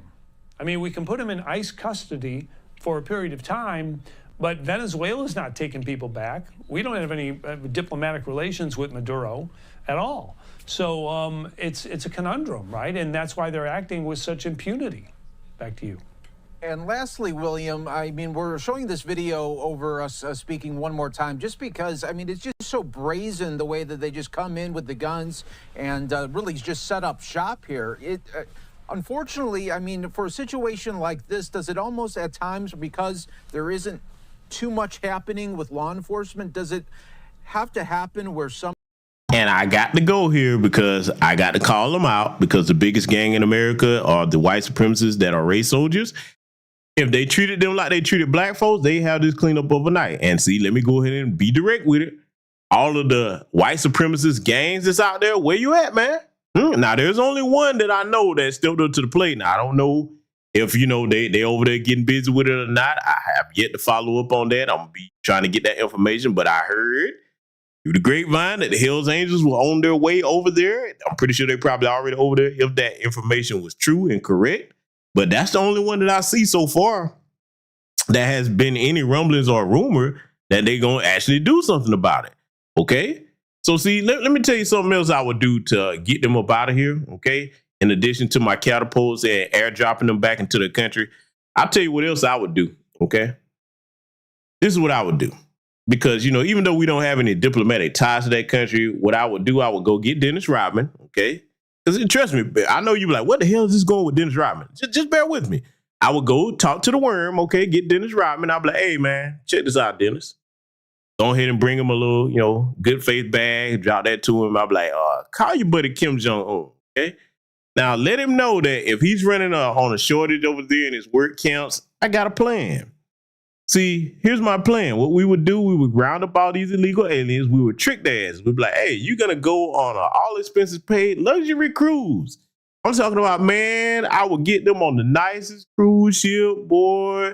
And I would sail their asses straight to North Korea, boy. I'll be like, hey, look, Kim, check this out. The cruise ship, get over there in your international waters there. Go ahead and have your Korean Navy, North Korean Navy meet them out there. And hey, here's your new prison camp workers, okay? Y'all, I'm trying to tell y'all, boy, you better hope that I'm not in charge of that. That's what I would do. I would sail their asses straight to North Korea. Let's let it continue. Somebody is injured or killed because of something of the lawlessness that happens that eventually will then lead to getting these people out? You'd like to believe that, right? But let's just take a look at some of the crimes we've seen in New York City, right? The assault of cops, and people are being let out within 24 hours, and then they find them somewhere else, and then they finally take them into custody, and there may be crimes committed in between there. You know, this problem with these four countries where we don't have diplomatic relations, where we can't just easily send people back. What I am told is happening, the big picture is, we reinstated this program even though the kinks are not worked out, right? We don't have the ability to find out who those sponsors really are. I mean, in the situation, you had 3,000 people sponsoring more than 100,000 individuals. That's not the way it's supposed to go. When you said, you know, when you were a kid and your family said, let's adopt, if you will, a family from another country and provide some money and kind of look after them or whatever, and see that they, you know, settle in the United States in a positive way. Well, that's not what's happening with these programs. Once they're here, no one's watching over their shoulders. And again, this particular prison gang has clearly infiltrated this migrant program, and people being people, they're going to take advantage of the situation. So the cops have their work cut out for them, for sure. Yeah, no doubt about that. William Lajeunesse, thanks so much for joining us on Live Now from Fox. We appreciate it, and you have a great weekend. Yeah, you too. Thanks.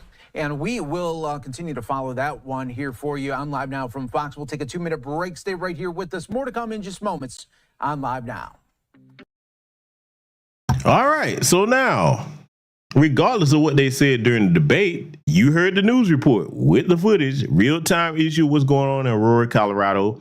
And thanks to the Skiwi VP, okay, she wants to be the cackling commander-in-chief. She's trying to bring more of that over here, okay? Now, I'm going to say it again. Don't care who I offend. I'm not a fan of any immigration policies, legal or illegal. I know, get the hell on, because we got to fix this mess, okay? We're going to be dealing with this for years to come, thanks to the treachery that this Biden-Harris administration has put on the people. But see, I'm going to get to something here that a lot of you asked me about that affects Black America, because for those of you that's rolling with the Skiwi VP, okay, yeah, I'm going to show you how this affects you coming up here with this situation, because see, this could be your sons or daughters next, or it could be you. Gonna show you something here, family. We got to get into this, and I'm gonna make my commentary as we go along here.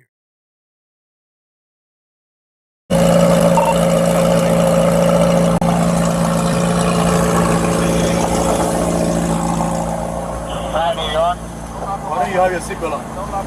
Why don't you have your seatbelt on? Like what? Why do you have it up?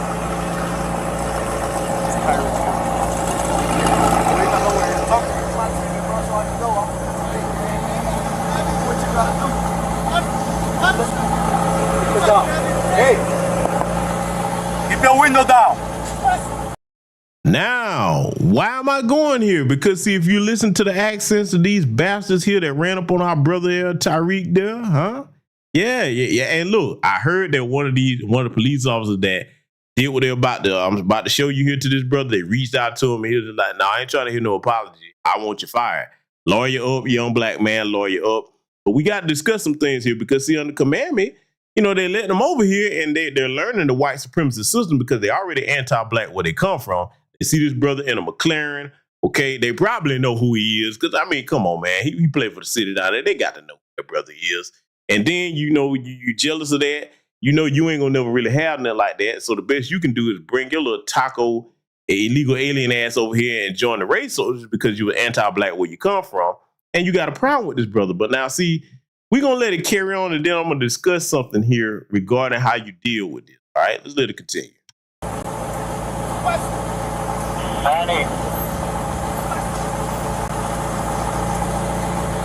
Hey, keep your window down. Keep your window down. I'm gonna get you out of the car. As a matter of fact, get out of the car. Give me your ass, Get out of the car. Give me your ass. I'm gonna break that freaking window. Get out of the car. Get out of the car right now. We're not playing this game. Get out. Get out. Get out.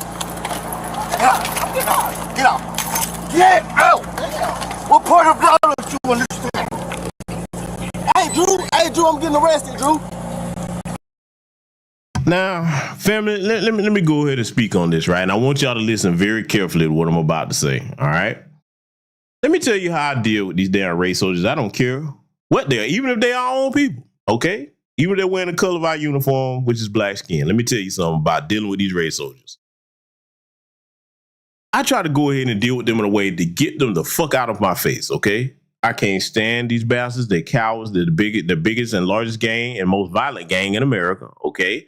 Because of the way they conduct themselves, particularly towards black America. But let me tell you what I would have recommended to this brother. And I'm saying to all of you listening, pay attention. In a situation like that, let me tell you where the young brother's headspace should have been. First and foremost, when they pulled you over, okay, because I heard they said he was speeding. I know he wasn't going no 100 miles an hour. All that damn back-to-back traffic down there in Miami where this happened at, nah, that's a lie. But let's just say he was speeding, okay? Trying to get there to the game, all right? Young brother, Tariq, this is what you should have realized this, okay? You should have realized that, hey, okay, they done pulled me over. I don't like it, but hey, look at these bastards. These bastards, that's as high as in life they're going to go. This is the best job they're going to ever have is being a damn race soldier. So by comparison in your head, you should be like, these are fucking losers. I'm already winning. So now why am I saying that? I'm saying that because you got to, just like I was saying earlier with the Trump debate, stay calm. And see, in a situation like this, y'all hear me clearly, don't roll your window up. Don't do it. I'm not saying they're right. These bastards are some cowards. They didn't have to put their hands on it like that. But as black folks, we already know that, first of all, these motherfuckers are foreigners. They anti-black where they come from. So they're more dangerous than the race soldiers because I've said this before. The most dangerous gang member is not the one that's already a gang member. It's the one that's trying to join and prove themselves. And in this case, they're trying to prove themselves to white supremacy. Brother should have just left the window down. Hey, be calm with them. Be like, all right, cool. Go ahead and give me the ticket. It ain't like you can't afford to deal with it. You know what I'm saying? You got lawyers at your disposal. Whatever little fine you probably would have got, you could pay that, keep going about your business. The reason I'm saying that is because if he'd have handled it that way, guess what? When he wakes up in the morning, you still a multi-millionaire, successful NFL player married to probably a gorgeous wife. I heard he's married, hadn't seen his wife. And these bastards have to wake up and do this every day. They losing, you winning. So I'm like, nah, man, no, y'all, if y'all get stopped by them, don't do that. I understand what you have a right to do, but you got to keep thinking in advance that, hey, they looking for any little reason to pull this with a black person. And see, I'm going to show y'all the hypocrisy of this in a few seconds here because I got another situation I want to analyze. And you heard what the brother said. He wasn't cussing nobody out or nothing like that. He didn't threaten to hurt nobody. And then because he simply rolled his window back up, you yanking him out the car. Now, again, should he have rolled the window up? No. In my opinion, I'm like, no, I'm going to leave it down because as soon as this is over with here, get it done quick. I'm going to go play my game. And I'm going to still be rich at the end of the day. That's how I would have handled it, okay? But I'm going to show you some hypocrisy after we finish analyzing this. And I hope that brother sued the shit out Miami for that. Let's let it continue. I'm getting arrested. I'm getting arrested, Drew. I'm getting out, bro. God damn, twin. When we tell you to do something, you do it. You understand? I'm getting out. You understand? Not what you want, but what we tell you. You're a little fucking confused. I'm getting out, bro. Too late. Chill, Too late. All right, bro. Take me to jail, bro. Do what you gotta do, bro. We are. We will. Good, bro. It is good. Hey, Drew, hey. Don't worry about it.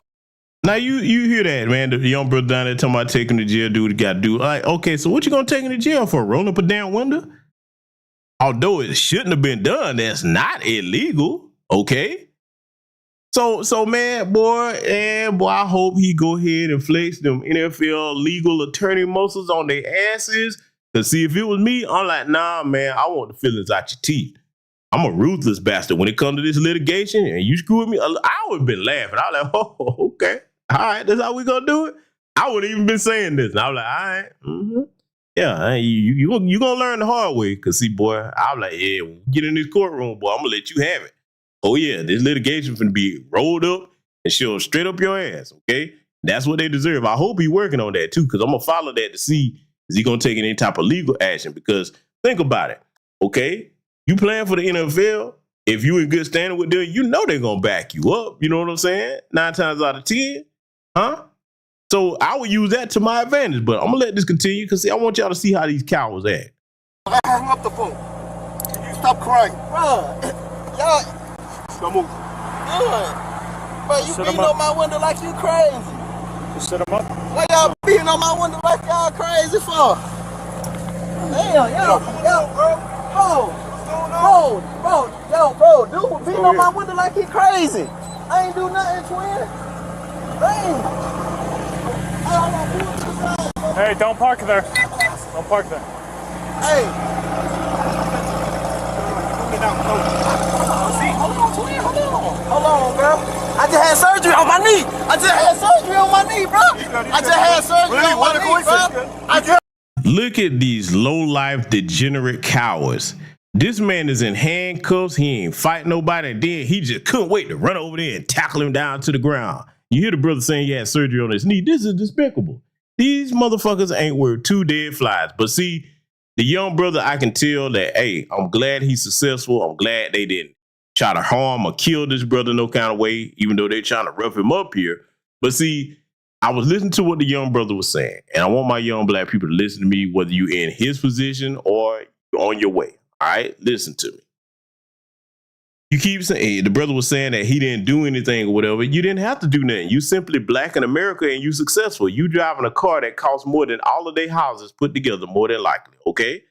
So you got to understand that, hey, envy is a very dangerous thing. They don't want to see, look, you don't even have to be an NFL player. Okay. You could just be a well-to-do black person. You riding clean. You're living in a nice neighborhood. Yeah. See, let me throw this out here as well, because I want young black people in particular to catch this message. Okay. Just because you live in your life, you ain't bothering nobody. You doing what you supposed to do. Okay.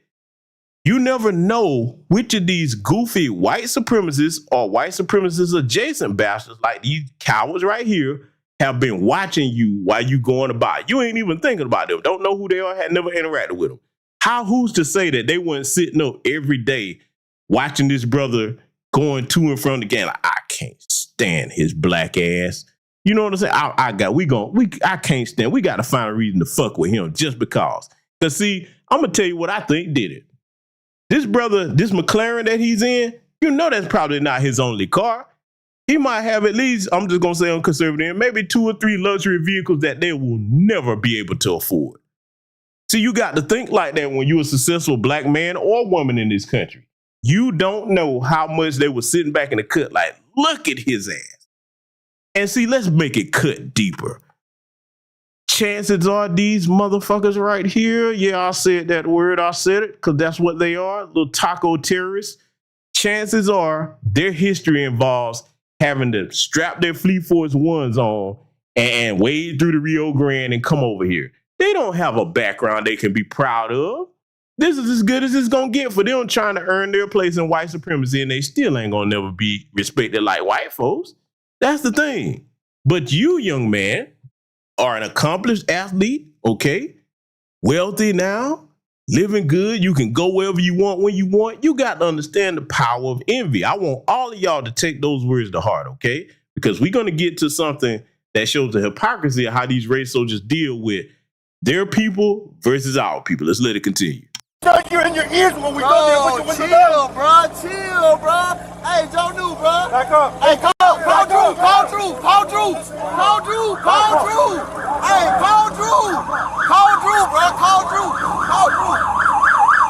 Hey, call Drew, bro. Hey, what? Hey, call Drew, bro. Just call Drew. Hey. I'm not doing anything. I'm not doing nothing. What am I doing that's wrong? Hey, listen. Take it back in the hey, listen. Hey, man, they got Tyreek. The cops over here beating on him, man. They over here beating on Tyreek, Listen, man. big man, don't park there, man. Just get in the car. Hey, Drew, you gotta come, man. Just get in the car. Straight up the side, on the side of the, Hey, get in the car. You're parked in the middle of the street. I'm in the car. You gotta go before you get a ticket. Hey, I'm in the car. Who's the driver? This is my car. All right, move. All right, I'll take that. You gotta move right now. Coming, man. Let me have your license. You're gonna ticket too. I'm coming. Let me have your license. You're gonna ticket. Let me have your license. I'm leaving. I'm not playing. Let me have your license. Leaving. Yo, what's your going license on? right now. So what's going on, your license right now. You're not gonna give me your license? Hey. You see this, family? This is what Commandment wants to put in charge over you, okay? This is what she wants. She wants them to get in here. And look, I've heard in Illinois, y'all remember I showed you the reports where they're trying to get some of these illegals that not even supposed to be here to become police officers. This is absolute insanity. Nowhere in the world would you see this other than America. But you see in this situation right here, you go put the Ski-Wee skank and the Ski-Wee VP in office, okay, the cackling commander-in-chief, if she becomes that, this is what you're going to have more of right here. And then for those of you stupid Democrat shillbillies, don't think that this is it can't be you, because see, you're not going to be able to call your Democrat masters to come save you. They'll be like, hey, what you want us to do about that? We done with you. You helped us get these illegal aliens over here, and this was part of the plan to exterminate all of Black America, including you shillbillies. Let's let it continue. You're not going to give me your license? I'm leaving. Let me have your license. Leaving, your license right now. Sir, hey, your license right now. I'm leaving. Or I'm going to lock you up. Your license right now. He just told me to your leave. license right now. Sir, you're dealing with me now. Sir. Your license right now. Yeah. This is what the Ski-Wee VP wants to have over here. So I'm glad again that our brother Tyreek is well, okay, and you know he's not severely injured or anything. He had a game later that day. They won, from what I understand, and the brother's still living his life. But again, let me reiterate this: if you ever in this situation, sure, you know what you can do, you know what you should be able to do, but think smart. Your goal when dealing with a race soldier, as far as it depends upon you, is to get them the fuck out your face as soon as possible so you can go on with your life, come back to your family in good health, and continue prospering down the road that the Most High has you set upon, okay? And so don't get into these situations where you think you got to prove something to them or be trying to be antagonistic with them, because they're going to try to escalate everything, all right? So your best weapon is just stay calm. Because see, for me, I'm like, okay, cool, you pulled me over. You gonna give me a ticket? All right, bet. I went on here and got a ticket, did what I had to do, and continue being great in my life. All right. So that's something that y'all got to understand, man, because I get it. I understand the temptation to want to do stuff like that. Because the way those cowards look at it, they took that as like, okay, look at it. Driving this McLaren, he's wealthy, he's young and Black. That's the trifecta right there. Young, Black, talented. All right. And then you gonna roll your window up. Oh, that's passive aggressive disrespect. Let's gaffle him up and snatch him out of the car.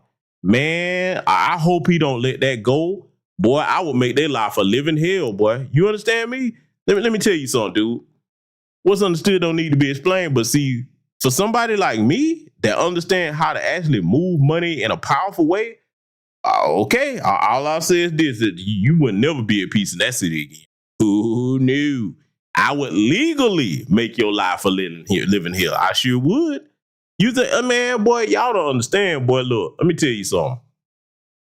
I try to be a peaceful person, okay? I try to respect everybody because I know And when it comes to dealing with you, and if I have to retaliate in a legal way even, I'm the dirtiest player in the game. I'm going to use every avenue available for me. Let me just go ahead and put this out here. I will say this much. Don't you know that if I was him, I would get all of their names, and boy, I would show you how you move your money with power. I would get some private investigators to go down their life with a fine-tooth comb, and if I find they got anything illegal going on, I would be on their neck. They wouldn't even hear from me. I wouldn't make no threats towards them or nothing. I'd be like, okay, now that I got this information, let me just pass this straight on up to the FBI, okay? Oh, let me show you how much more dirty I could be with it. If you want to fuck with me like that, let me show you what I would do if I was him. I'd be like, okay, all of you got these accents? Oh, you do? Oh, so that means you probably got some illegal alien family members over here. Oh, buddy. Oh, don't let me find that out. Yeah. I would go so far as with like, once I get the information, shit, even though I couldn't stand him, I'd be like, let me get with Ron DeSantis real quick down here. Mm-hmm. You want to play hardball, bitch? I got something for you. See, boy, y'all, look, I'm telling you, bro. I tell people, leave me alone, bro. You don't want no problems with me. You don't. Because I'm vicious with it when it comes to retaliation. I will make your life a living hell, and I'm going to enjoy it, too. I'm a cold bastard. I'm going to get me a cold drink, and I'm going to watch your suffering from afar. And the only thing that I will require is when you start crying, don't cry until I get there with a thimble to catch your tears so I can put them in a mantle and savor them. That's how I operate, okay? But see, we're going to analyze here in closing tonight the hypocrisy when it comes to their own people. Because if Tyreek had did what I'm about to show you, now then, even though it would have been wrong and overkill and escalating the situation unnecessarily, if he would have did what I'm about to show you, I could almost see why they would have dragged him out of the car. Let's analyze this. They got no reason to pull us over.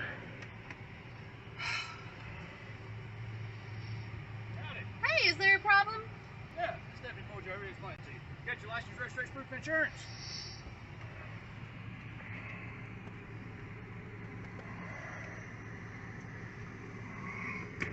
What'd you pull us over for? Hey, bud, I got a question.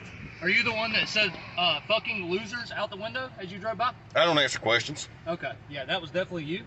And that is loud and boisterous conduct upon a public roadway. That's public disorderly conduct. Here's my license. So that's what you pulled us over for, is you thought you heard somebody say something? What's that showing over there?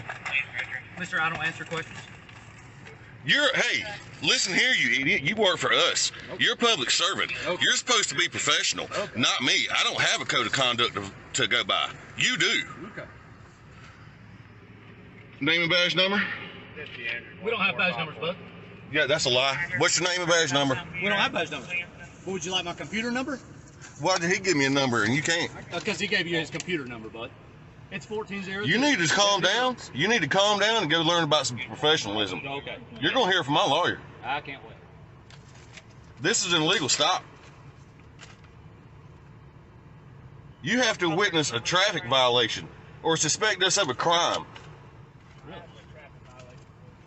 Yeah, I was going to say, would you like to hear the traffic violation? Yes, actually, I would. Yeah, because we wasn't speeding. We don't have any lights out. Didn't do anything wrong. This is a retaliatory stop for something that you thought you heard. No, by the way, lights are required 1 hour before dusk. Just FYI. Oh, yeah, I can't wait. This is going to be great. Why don't you get your supervisor over here? I'm not required to. You can ask for one. Well, I'm asking for one. That's what I just did. Okay, yeah, you can ask for one. Yeah, I'm asking for a supervisor.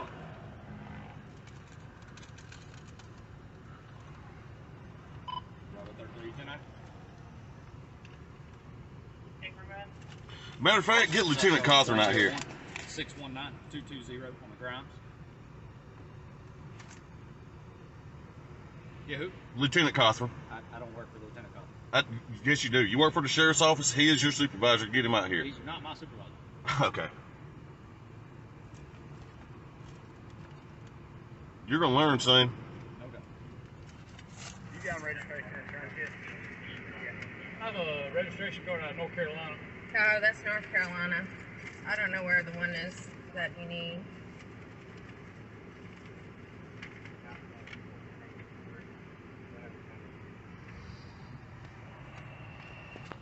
Is that what you need? Sure is. insurance ID card? Yeah.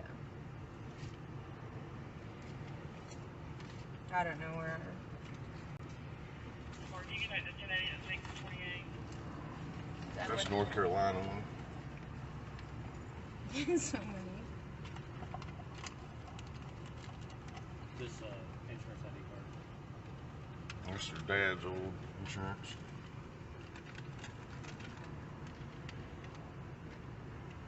So are you not going to get a supervisor out here? Yeah, it's all up to date. I just am a little frazzle-dazzled. There. Are you not getting a supervisor out here? I'm not. Okay, cool.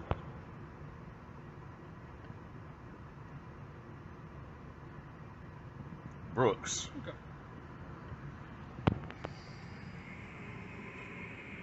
Are you recording? Actually recording? Yeah, I'm actually recording.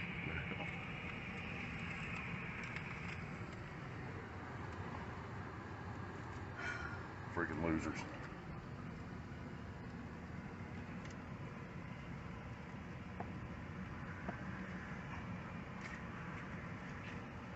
The lights aren't on. I can take it, honey. Just relax.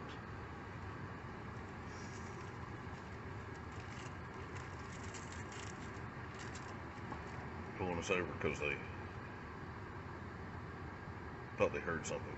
You see how he come up to the car all mad? He's looking like he was wanting to fight. He's not going to get a supervisor.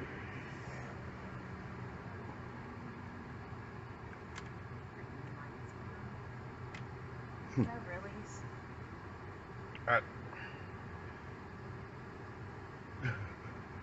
They didn't have their. Now, I let that play without interrupting that with any type of commentary to show you the difference in how the race soldiers deal with their own. Now, true enough, these were the genuine article white supremacist race soldiers, okay, dealing with their own people. And you heard what he said. Now, you didn't hear it in the clip that I played there, but the race soldier claims that he called them fucking losers. Now, let me tell you why that bothered the race soldier so bad, okay? In case y'all don't really know that, or what I'm about to say here, being a race soldier, that's almost the equivalent of being a trash man in white society. See, all that back to blue, no matter who talk. No, they only talk like that when they harm black people. That's not a prestigious job to have in white America. You a grunt. Because the way white supremacist America uses the police, and that's their little personal security force as long as they harming black people. But see, as soon as they inconvenience them, and see now, I showed you that to compare it to how the taco terrorists there did our brother Tariq, all right? You think about it. He didn't say any of that stuff they were saying, because you heard him. They was jazz at them little male mouth, boy, and they didn't drag them out the car and do none of that. So in contrast, like I told you, that the most dangerous gang member is not the one that's already official, the one that's trying to prove themselves are the most dangerous. And you see them doing all that extra stuff there with that brother. But see, like I said, man, I hope he gets his attorneys. They better be glad he's not friends with me, because I done told you what I'll make the money do for your ass. I'll be like, okay, you want to play these games? You better not have no illegal alien family members here, boy. When I find out, I'll go through your life with a fine-tooth comb through the use of a private investigator. Whatever I find out that you got going wrong, boy, I'm gonna let you have it, boy. It's gonna be, look, shit will be coming at them. They'll be like, damn, why is this happening to us? And I wouldn't say nothing to them personally. I wouldn't announce what I'm gonna do. I would just act, okay? Boy, like I said, bro, y'all just don't understand. But anyway, I think I've made my point here. And in closing, let me say this. For those of you that are supporting these damn Democrats with all this that's going on, you better look at the situation with the brother Tariq that happened there. Because, see, that could be your kids. It could be you or someone else that you care about. If you keep supporting that, we need to get this country back in order. And with that said, the only way that we're going to do that is we take these issues serious and not make decisions in the political arena based off emotion and symbolism. We have to use logic and be concerned about what policy is best for our community, our families, and everything going forward in our future. So with that said, thank you to everybody that contributed to the broadcast tonight. We will have another broadcast coming up here tomorrow. It's been so much to get out. We're going to try to go ahead and get this out. And like I said, if you hadn't joined the Patreon over there, you're missing a lot of good stuff. Anybody that's already a member of it, they can go ahead and tell you that, hey, look, We got a lot of content over there that you only going to see over there. We're not going to put that on the main channel for obvious reasons, but we're going to continue to go in. There's a lot of good stuff coming up. So with that said, family, I want you to take care of yourselves, take care of your family, your community. Black first, salute, and I will see you all in future content.